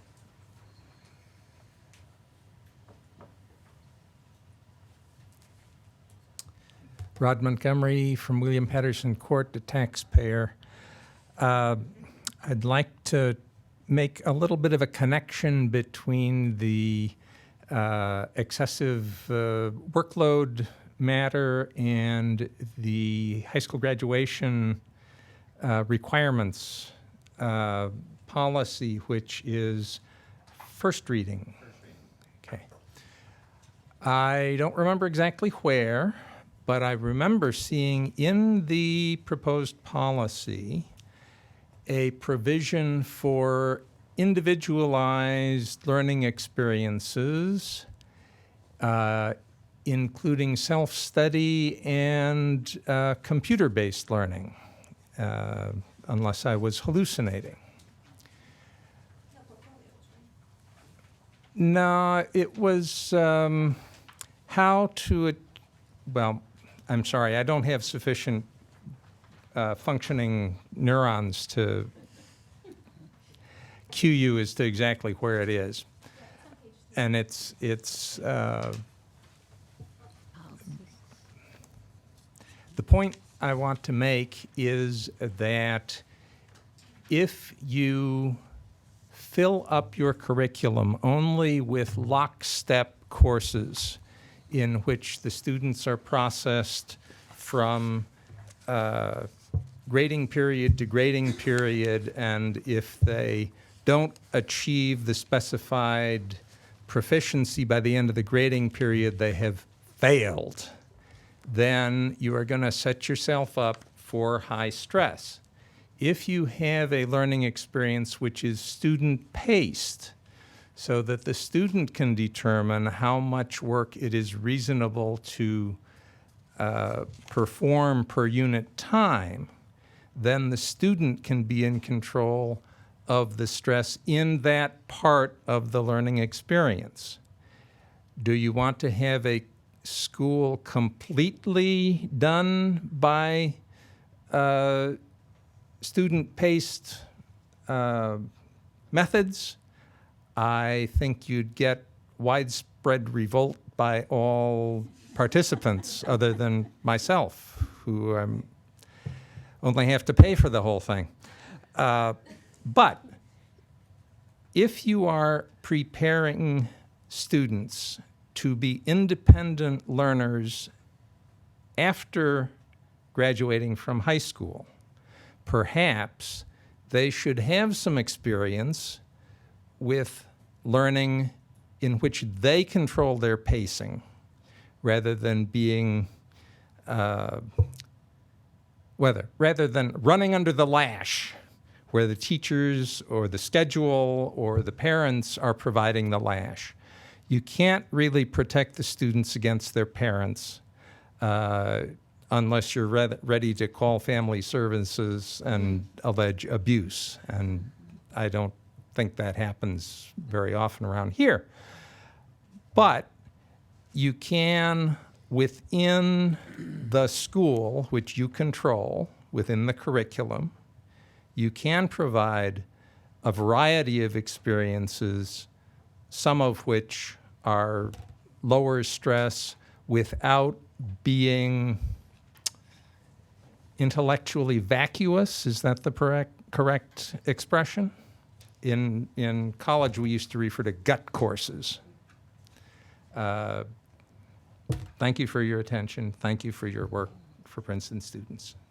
Thank you, Mr. Montgomery. Anyone else? Okay. Looks like no one. May I have a motion for items J1 and 2? Oh, sorry, just J2. Sorry, just J2. Motion? Daphne, thank you.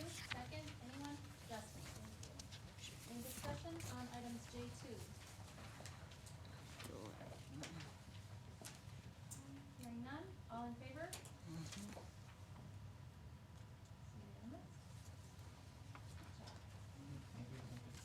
Of course. Discussion of, I guess, J1, that's the first reading, or about facilities? Would you, Sorry. you're out of order, but that's okay. I mean, yeah, let's, can I have a motion for J1 for discussion only? Daphne, second. Connie, thank you. Okay, go ahead. Now we're official. But it's important. Let's see if anybody has any questions. Well, I had a question, Tom. This is a first reading, first draft, but with respect to the civility policy, just looking through it, I wondered, do you guys think it covers everything in here is a pretty serious breach. You're thinking about some pretty serious breaches of civility in this policy, whether it be somebody who's being harassed or somebody who's offensive comments based on gender, orientation, religion, those sorts of things. But I'm thinking just more broadly about kind of the environment that we hope to have just on a daily basis, and not these extreme cases. But I know that it's an expectation among all of us that everybody be treated with respect, even if they're 4 years old, or if they're if they have an IEP, or if they've got behavior. Everyone deserves to be treated with respect, and I just wonder if that's in there in the broadest sense. It's not that we're gonna punish people if it doesn't happen or whatever, but just sort of that sets a tone in this policy that we expect everybody to be treated as they expect to be treated themselves, somewhere in there. And I didn't see that kind of broader language, but maybe I missed it. Certainly, the intent of some of our discussions was to put that there, but we can go back and see if we can broaden it even more, because certainly that's what a number of the discussions were about. Just in regards to that, I was at another institution about a week and a half ago, and there was a very large and on display banner which stated, "Welcome to blank, our school." It said, "Where sportsmanship is an expectation, so please let the players play, the coaches coach, the officials officiate, the spectators be positive." And civility we see in many different areas, whether it's in the classroom or in assembly or at athletic events. And I would just encourage us to put something out loud and proud at our various stadiums, and so that this is something that our community supports our student athletes in a respectful and a responsible way. And it's so interesting that you mentioned that, because this policy that we're revising, Mr. Goldstein developed in response to an overzealous parent. And so that, yes. Over-enthusiastic, okay. And so that's the provenance of it. And what we're trying to do with this is extend it, so from the field to the classroom. So that kind of behavior isn't tolerated there as well. And just going back to what Abby and Brian said about a teacher yelling about not doing your homework or missing something, I really hope that doesn't happen. And I hope you're not. I hope you're not being literal, because it is very important to the board that all students be treated with respect.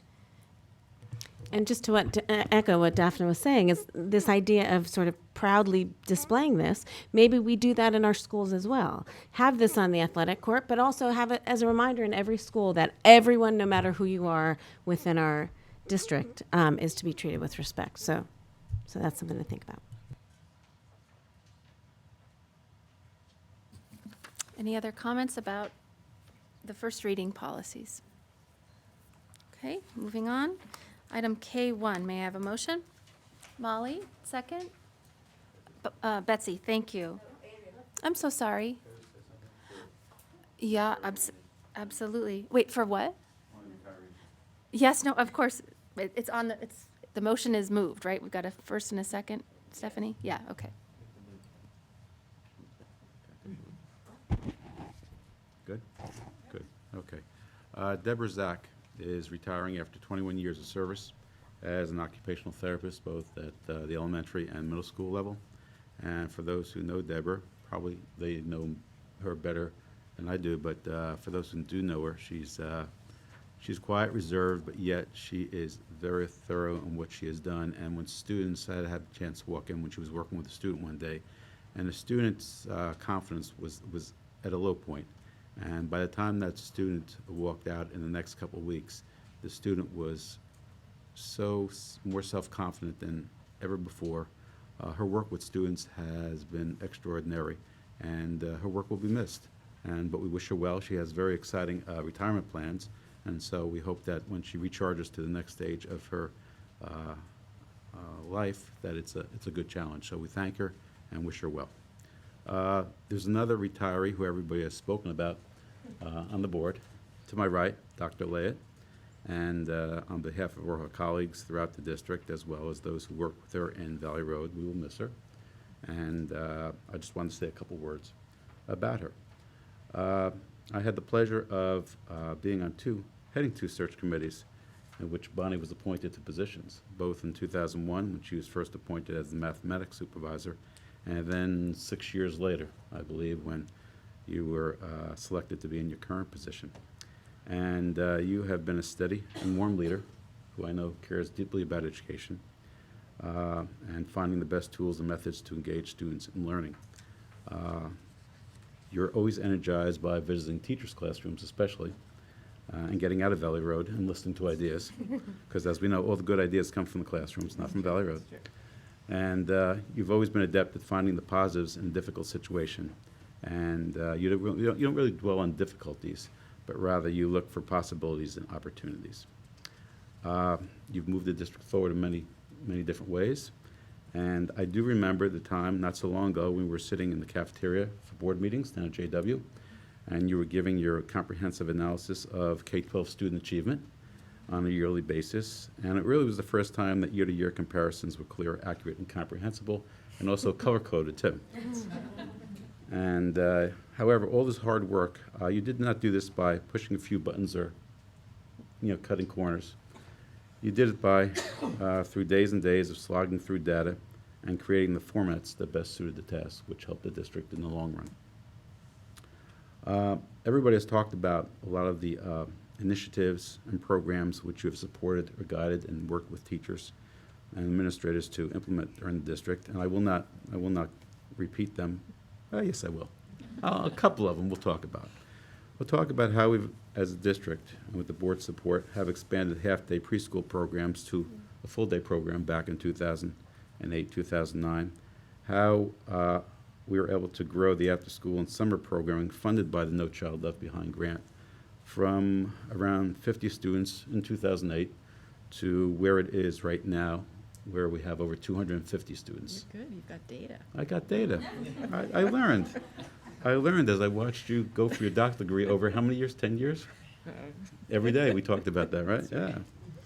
Yeah. You also were really instrumental in upgrading the student information system, making all kinds of student data more available to teachers and administrators, and supporting the new initiatives, one that we talked about tonight, the dual language immersion program, adding new world languages to our program of studies, working closely with others on the disproportionality issue, with Mickey, with the focus on raising student achievement, and seeking out new relationships that would help the district, whether it be MSAN or Tri-States or, various other consortiums that we have worked with.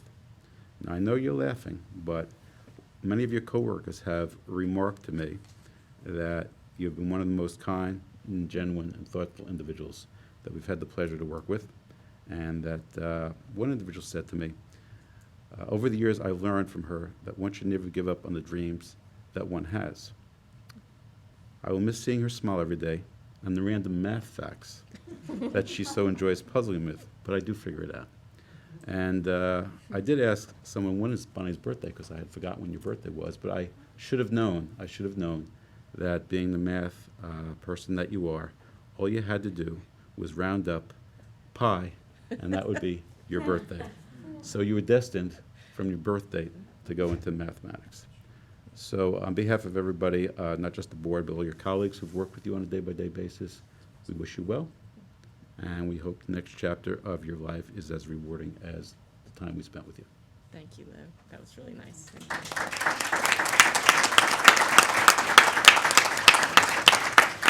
And here is your bag. Oh, a bag. Wow. This is the best board It's a meeting surprise. ever. Thank you. That's nice. Yeah, what's out of character, don't. Oh, that's it. Can I just say something about one of the Of course. retirees before? Of course. Okay. Just briefly about Debbie Zach. I've gotten to know Debbie Zach over the past 6 years. Debbie embodies what we want to see in a Princeton public school teacher. She is kind, compassionate, professional, and knowledgeable. I want to congratulate Debbie on her hard-earned retirement and wish her a long and healthy retirement. Thank you. Thank you. Any other comments about personnel agenda items? Hearing none, roll call vote. Mrs. Kennedy? Did you want to mention those, or do you want me to just mention generally that there's some, Yeah, some date changes, there's some, date corrections. date corrections? We had some like 16s and 17s, some typos. that we Oh, just- date corrections, we just okay. corrected one or typos. two. So I just wanted And a to say name because correction too. What I'm going to ask you to vote on is the corrected version, which is just dates from a 16 to a 17, just correcting those things, that person's name. Okay.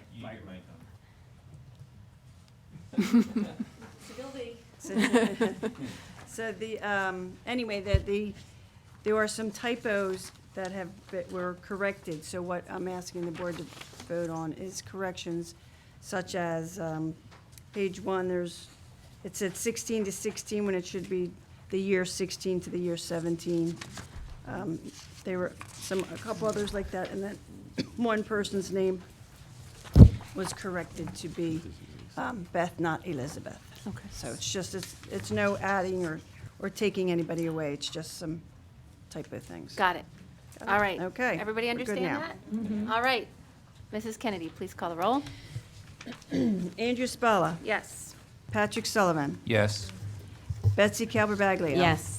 Molly Crine, Yes. Justin Doran, Yes. Tom Hangadorn, Yes. Daphne Kendall. Yes. Fern Sproul, Yes.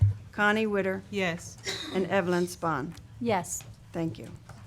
Thank you. I'd like a motion for item L2, the dual language immersion program at Community Park School. Fern, and Yes. second, Justin. Any discussion, questions, or comments? I do have a few more things to say. I just want to say that long before I was on the board, I was involved in this start of this program as a parent advocate for it. My son is in second grade at Community Park. He's in the first cohort of this program. And I just want to share with my colleagues my experience and what I've seen as a parent. So I've seen great, and much of this has been said, but I think providing a different perspective is always at least important to me as a board member. So great collaboration among great teachers who, as we've talked about, share these students and work together daily to support them. They're teaching in a different way than they've ever taught before, and sometimes they're even teaching in a different way than they've taught the year before as this program grows and expands. I've seen administrators who've worked tirelessly to support and identify a program that would benefit all kids. I've seen a firsthand awareness for students that there's a world beyond CP, there's a world beyond Princeton, beyond New Jersey, beyond the country. I've seen a first grade son, speak in Spanish with his teacher at a conference in the spring about science, light and shadows in Spanish. And my husband and I somewhat struggled to keep up with them. But luckily, there was a guide, and he was pointing out what he was doing. So I've seen a son and his friends exhibit great pride. I've seen parents, many of my parent colleagues are here from CP, who've devoted a great amount of time to discussions about how to best support their children and how to best support the great teachers and administrators who have launched the programs. And then I've seen thoughtful discussions about best practices for all students at CP, DLI or not, and all students throughout the Princeton Public Schools. As Deneen mentioned, some of these conversations have been initiated due to the launch of this innovative program. So this is just one example of innovation in our schools, but it's, in my opinion, a wonderful example. And the work is not easy, but I want to thank, as I thanked them before, I want to thank everyone involved again. And I'm really quite proud to be a Princeton parent and board member this evening. Thank you. Any other comments on item L2? I had one question. So it sounds like it's oversubscribed right now, so this wouldn't be an issue. But should there be openings that they don't fill the classrooms, or say you went to 3 classes and you didn't fill 3, you filled 2.5, and there'd be open spots, would those extra spots not filled by community park parents or children, would those be opened up to children from the other schools, like Littlebrook or Riverside, Johnson Park? We actually have a protocol for that in anticipation of that possibility, which would have us looking first at the neighborhood, Henry Avenue, Clay Street neighborhood near CP to see if there are students who speak Spanish in that neighborhood, and Title I students who speak Spanish would be sort of first on the list, and then Spanish-speaking students beyond that area would be next on the list, and then beyond that we would open it up to monolingual students. But I think one of the things we do need to talk about as a board at some point is how we grow this program. And if I can say just a few words, this is an extraordinary program. We are one of, Deneen, maybe 2 or 3 districts in the state of New Jersey that has a dual language immersion program. I know Delaware has, most of its districts are dual language, Utah as well. But we have, under Deneen's leadership, under Priscilla Russell's leadership, brought in a truly extraordinary, innovative program that, as Deneen pointed out, helps all students as they move from one language to the other. They're training their brains to think flexibly, which helps them across every single subject. And as was pointed out as well, it's a huge help into closing the achievement gap for our students who are coming to us with Spanish as a first language. To answer some of the questions or address some of the questions that were raised before, we do need and want to get more Spanish-speaking students into this program. Deneen has been a champion for that effort and really sees the importance of doing that. We ideally, if we have 20% of our students are Spanish-speaking at CP, we should be looking for that kind of percentage within our program. And so that's one of the things that I do think we need to, one, it's education for the community so that people are aware of what a 50-50 model is and the value of that, and that students actually learn English better if they are coming in, if Spanish-speaking students learn English better in that kind of a setting. And perform better across all subjects, which is very important.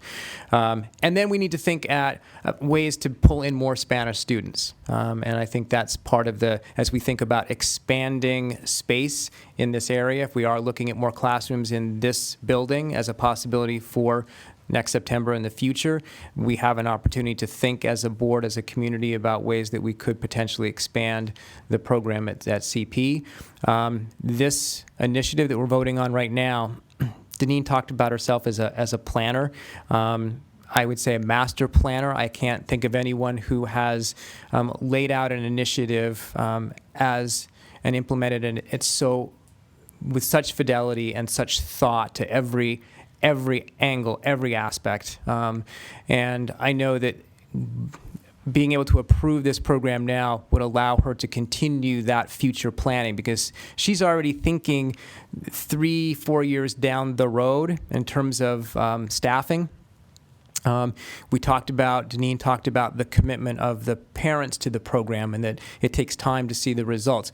We've actually seen a lot of those results already with some of the data. If I have if anecdotal data from parents counts, I have 30 emails from parents who have said much as what was said tonight by the parent who spoke and by you, Betsy, of just what this program has meant to their kids. So we want to be able to give Deneen and her teachers, her staff, the ability to do that kind of planning and forward thinking. We want to give ourselves that ability as a board to begin to think about how we can grow this program and support it in all the right ways. But I think we are extraordinarily fortunate to have the teaching staff who is committed to this program, the administrators who have supported it. I'm just in awe. I'm so proud to bring the county superintendent to see this program. She's looking at it as a model, and I can see this being a model program that people are coming to from throughout the country. So this is if assuming we vote affirmatively, this will be a very proud moment for me, and I think the entire Princeton public school community. Thank you. Well, sorry to keep going here, but I know people want to go home. But there's just a couple of things I wanted to point out. As Finance Committee, chairman, I'll point out that this program wasn't very costly at all. It's just doing things differently, and that's really a credit to Deneen and Priscilla and Bonnie and the teachers that have been involved in this program. And if you think about that it didn't cost that much. It took a lot of work. It took a lot of new thinking, and it took people to ask why not? Like, why don't we do something different? And there's so many other areas that you guys have, that our student representatives have raised tonight and have raised over the course of years, where we could just do things a little differently if we wanted to, and if we had the will to. But this is such a great example when you see those kids speaking fluent Spanish, and it just took some dedicated people and a willingness to look at things differently. So we really have to take that spirit and apply it to other areas and identifying things not necessarily as problems, but areas where we can improve. And just doing that over and over again, there's so much we could do. It's really exciting. It is. Thank you. Anyone else? All right, are we ready to vote? All in favor of item L2? Thank you very much. It's unanimous. Good job, Deneen. Thank you.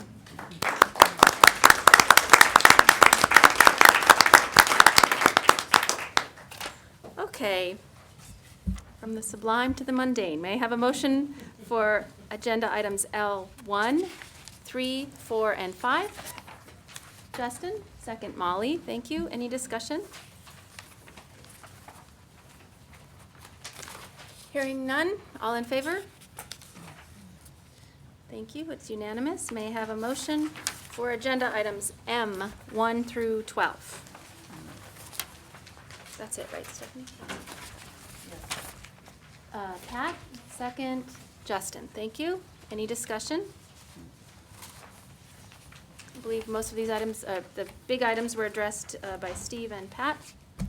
All in favor? Thank you. It's unanimous. Okay. Any old business or new business by board members? Daphne.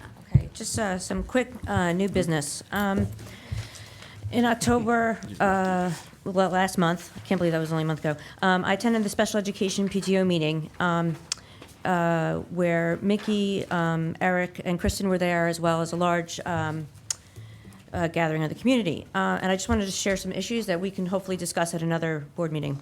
The first concern was schedule issues. There was concern shared by many parents that they don't have access to their child's schedule before school begins in the fall. How feasible is it to provide all children with IEPs with their schedule the week before school starts? The second, case manager caseload. I learned at the meeting that the caseload per case manager at Princeton High School is approximately 50 to 60 students per case manager and 45 to 50 at JW. Are there plans, I would like to discuss plans to add additional case managers at PHS and JW, and also what we can do in the interim.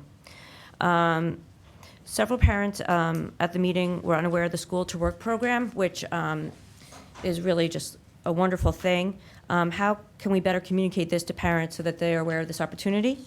And I just wanted to thank Mickey, Kristen, and Eric. They were very generous with their time and very patient with the parents. Great. Thank you. I really appreciate you bringing that to the board's attention.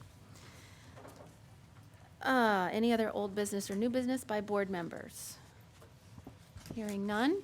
All right, this is our second public comment opportunity. If anybody would like to come to the microphone and share what's on your mind about anything at all, this is your chance.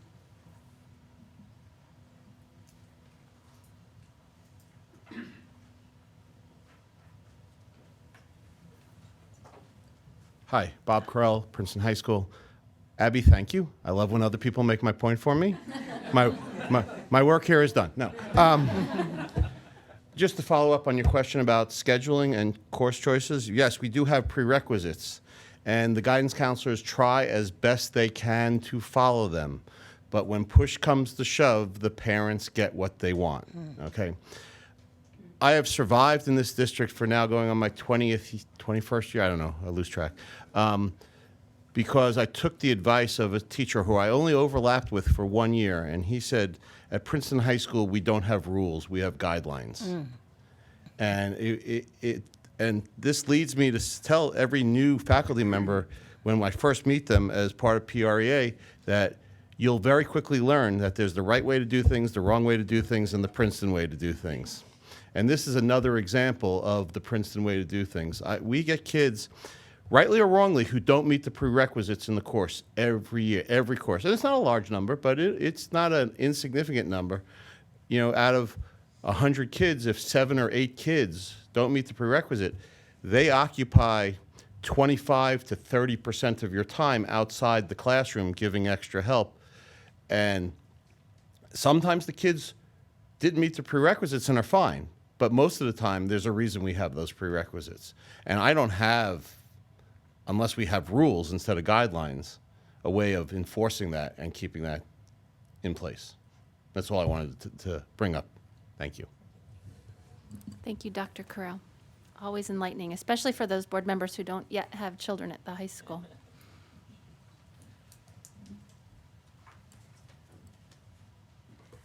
Hello, everyone. Dina Shaw. So I came with something else to say, which I don't know if I'll say, but I do want to thank you. We sent, so as I'm the co-president of the PTO at the middle school, and thank you for the $15,000. We did receive it, which was terrific, yes.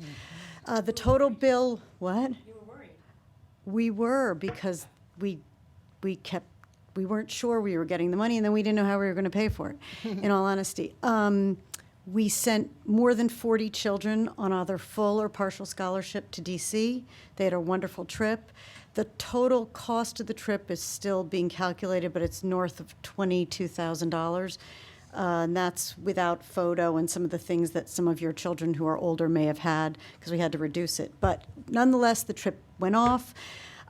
Super Saturday went off, which was a labor of love. We had a great team of people. We netted $11,000 from that day, which is terrific. It's a lot of work, so we'll have to see how that goes. But the good news is we had DC. So, but to follow up on my visit in September, I just wanted to see, I came inquiring about our plans for the rising enrollment.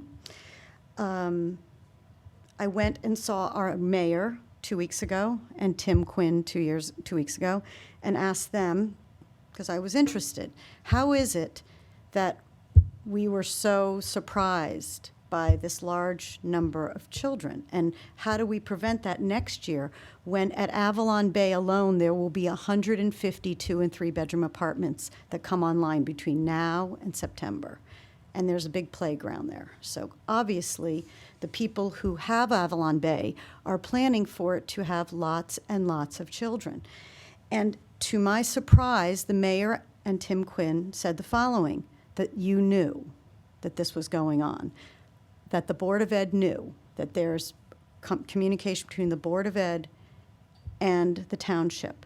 And I said, well, that's surprising, because not only have I been to a board meeting, but I sit as the co-president of JW in PTOC meetings, and it didn't seem like that was the case. And I know that Mr. Burr did not seem like he was cognizant that this was all going to happen.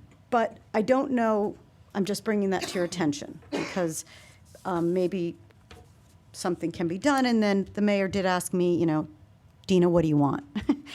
And I said, I would like some system in place, because what the school does is educate our children. And they don't have a choice on how many children they educate, right? The kids can keep pouring in as they are continually in whoever they are. So I said, is there any way that we can work it out that as those properties accept applications, they send a message to maybe Stephanie Kennedy that, hey, we just accepted 30 children that will be entering the school in the next 6 months in these approximate grades. I mean, I don't know the solution, but I feel like having no solution with just, I'm not even going to talk about Merwick-Stanworth. I'm not going to talk about the rumor of the new facility near McCaffrey's. You know, people just email me all the time. Did you hear? Did you hear? Did you hear? And I don't go to zoning meetings, so that will be next. But so I asked that question, and to the board, maybe that's something that you inquire about, is some form of better communication so that a year from now we're not sitting with yet another big surprise, because the high school is 1,600 already. And next year you will have more than 1,600 with 9th and 12th that are big bubble years. And as most of us who have, or a lot of us that have children there, I'm really excited for Community Park to have dual language. I think it's great. They don't even speak Spanish in the Spanish classes in 9th grade. So, we could talk about where the value proposition is. And then to think that at the high school, it's almost impossible to change your electives. So we have to address this picture, because I love K through 8. I have children in it. But when your kid gets to the high school, all of a sudden, your perspective changes, and you realize, wow, high school is really important, and we really need to focus on that.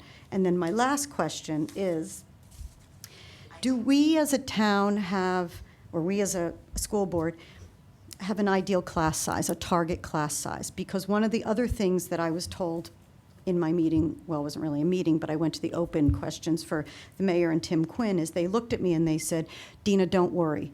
The schools hire the last week of August, the beginning of September, to fix this problem every year. And I said, they do? And they said, yes, they do. I said, so if we have a surprised huge increase in one school, we can just go out and just start hiring teachers? So I don't know the answer, but a question I would have is, K through 5, is it 22, 23 children, 6th through 8th, where is it? And then at the high school level, do we have any goals for the school system? And I'm looking at the man that might answer. Sure. I don't know So the answer. you raised a lot of questions. Yes, sorry. And I actually have answers for some of those. So the most important question you raised is, do we have a plan? And yes, we do. We have a plan for getting data. In fact, Stephanie Kennedy and I were talking today about communication with the person who manages Avalon Bay, because they just had their lottery for the affordable housing units. So we need to get that data so we can start doing our planning.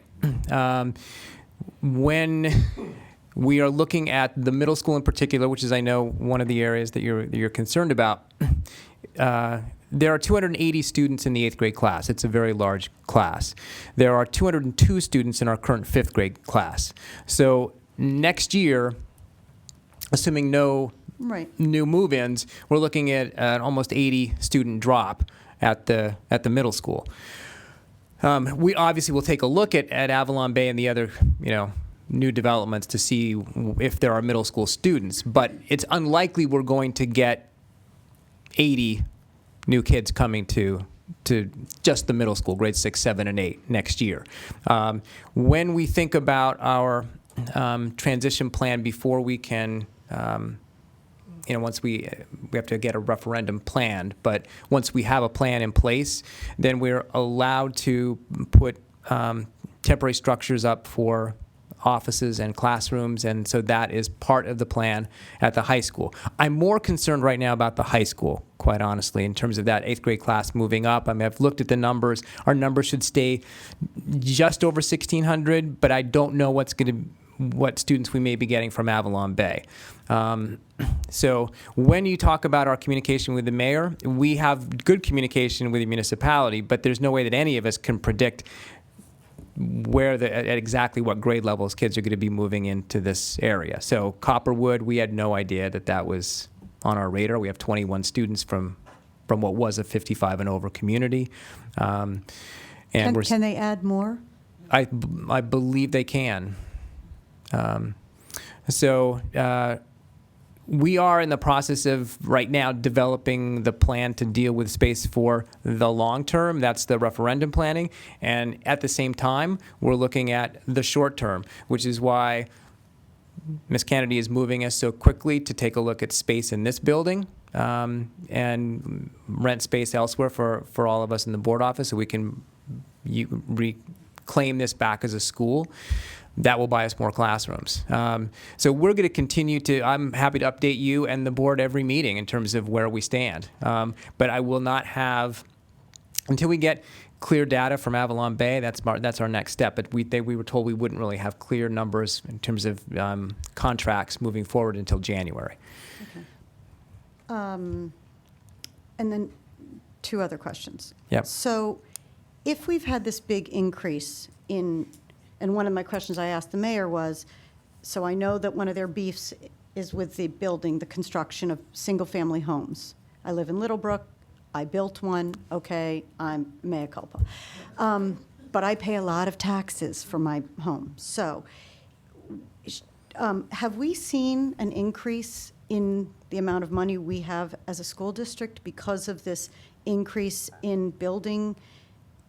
You're shaking your head, you're saying no. Because people say to me, when they see me coming now, and they say, well, what are we going to do, Dina? It's okay.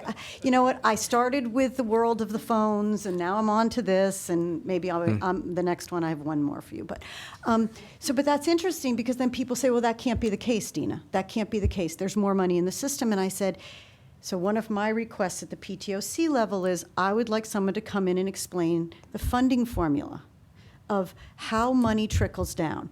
If indeed they're going to build and they're going to keep building, because another conversation I had was that they're planning at least 400 to 1,000 affordable housing units in Princeton in the next 10 years. Where? I don't know the answer to that. I'm just telling you that. So great, no problem. But so how does that money trickle down to the school system? Because at some point there is a teetering, right, of how we manage that. But if you're saying the money hasn't trickled down, when if you think about it, it should have, that's just a big question. I don't know the answer. Right. I think it's a good idea. I think one of the things I was going to advise the next board to do is do a series of maybe public workshops on this kind of topic, because there are a lot of questions. There are a lot of about it, questions. and it's Yep. complicated. And for people who've been on the board way too long, we could probably run those workshops not well, and like we would just end up lecturing Ooh, you have a everybody. job. You have a job. But it would benefit everybody. I mean, it's. But we need the municipality to Yeah. be here with us, and some of the other institutions Yeah. in town to Or be at the from, so table. maybe, I don't know who from the state, I mean, somebody knows that, I don't know how it's calculated, but at some point, Pat gets a number, Stephanie gets a number, right? And then we know where we are, or we know I've been there where we're like not sure where the money is. Anyway, okay, last topic, because I know nobody has the answers. We got an email on Friday announcing that there would be no directory from the high school this year. Now, okay, fine, not a big deal. But I didn't understand that. And then I was speaking with Mr. Burr, because I said, well, what's the status of our directory for the middle school? And he said, I don't know. So I clicked on the directory in Power School, and it's the directory from last year that was automatically generated. Does anybody know why? Now, I know the elementary schools create their own. And then someone said, well, why don't you create it, Dina, for the middle school? No. Don't. And Yeah. don't worry, I don't, I said, I mean, Yeah, no. I think that would be the That should- end. we Then all- I would we not be all on know. Clover. That should- We've talked about this at PTOC for Okay. how many years? I Like know. a My decade? question is there a plan for, why, that was put in the Tribune? I know, I saw it. I don't know the answer. but Okay. I think it's. I mean, isn't it a I think it's button? I'm just speaking personally. I think it's a No. district function. I think it should be a district function. I think it should be something that the district does. So we can find out. Well, last year, John Witherspoon was. I mean, it's up. It's last year. It came out of nowhere. Right. Came out of Power School? It's in Power Yeah. School. It's still in Power School, by the way. It's generated by a secretary who has to create it. It takes weeks to do. It's not pushing a button. but- Right. Wow, Right. okay. It's a project for somebody. But Right. well, I didn't realize that. I thought that I know how we used to do it at Littlebrook, and it was a labor of love. Yeah. I thought the middle school was not. It's a labor of love, not so much. But so. But I think that I know what you're talking about the Tiger Tribune. I don't know the answer, so maybe we should find out. Like, was that a decision that was made because it was thought to not be something parents wanted? I don't know. We'll find out. I told you I'd get back to you on that, and I will. I promise. Okay. Yeah. Okay. Thank you. Thank you, Dina. Anybody else?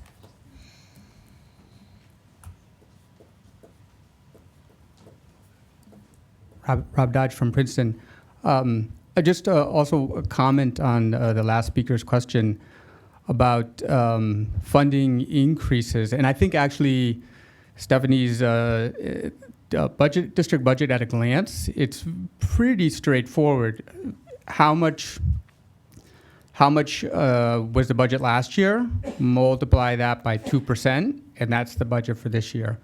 I know some technical, there's a couple waivers here and there but really, and when you think about it, two things. that I want to repeat this point. I know I made it before. That 2% is not really increase in real dollars, because over the past 4 years and predicted even in the future, inflation is 2.1, 1.9%. So actuality in real dollars, there's no increase in the budget when you use that 2% number. And when you think about it, budget last year plus 2 times 2% budget this year, there is no how many students, how many people are moving in, how many developments, how many new housing. That is kind of lost, except for extreme cases where you have an enrollment waiver. And so that is, I think, a huge problem going forward, is as every new student comes into the district, it is necessarily a decrease in funding per student. And in collaboration with the town, the school board has, I believe, responsibility to think about impact, not just on other services, but impact on the school when the town approves changes in zoning that allows for denser development. Thank you. Thank you. Mr. Dodge. Anybody else? Okay, may I have a motion to adjourn? Nobody? Are you kidding me? Oh, Daphne. Second, Betsy, all in favor? Thank you.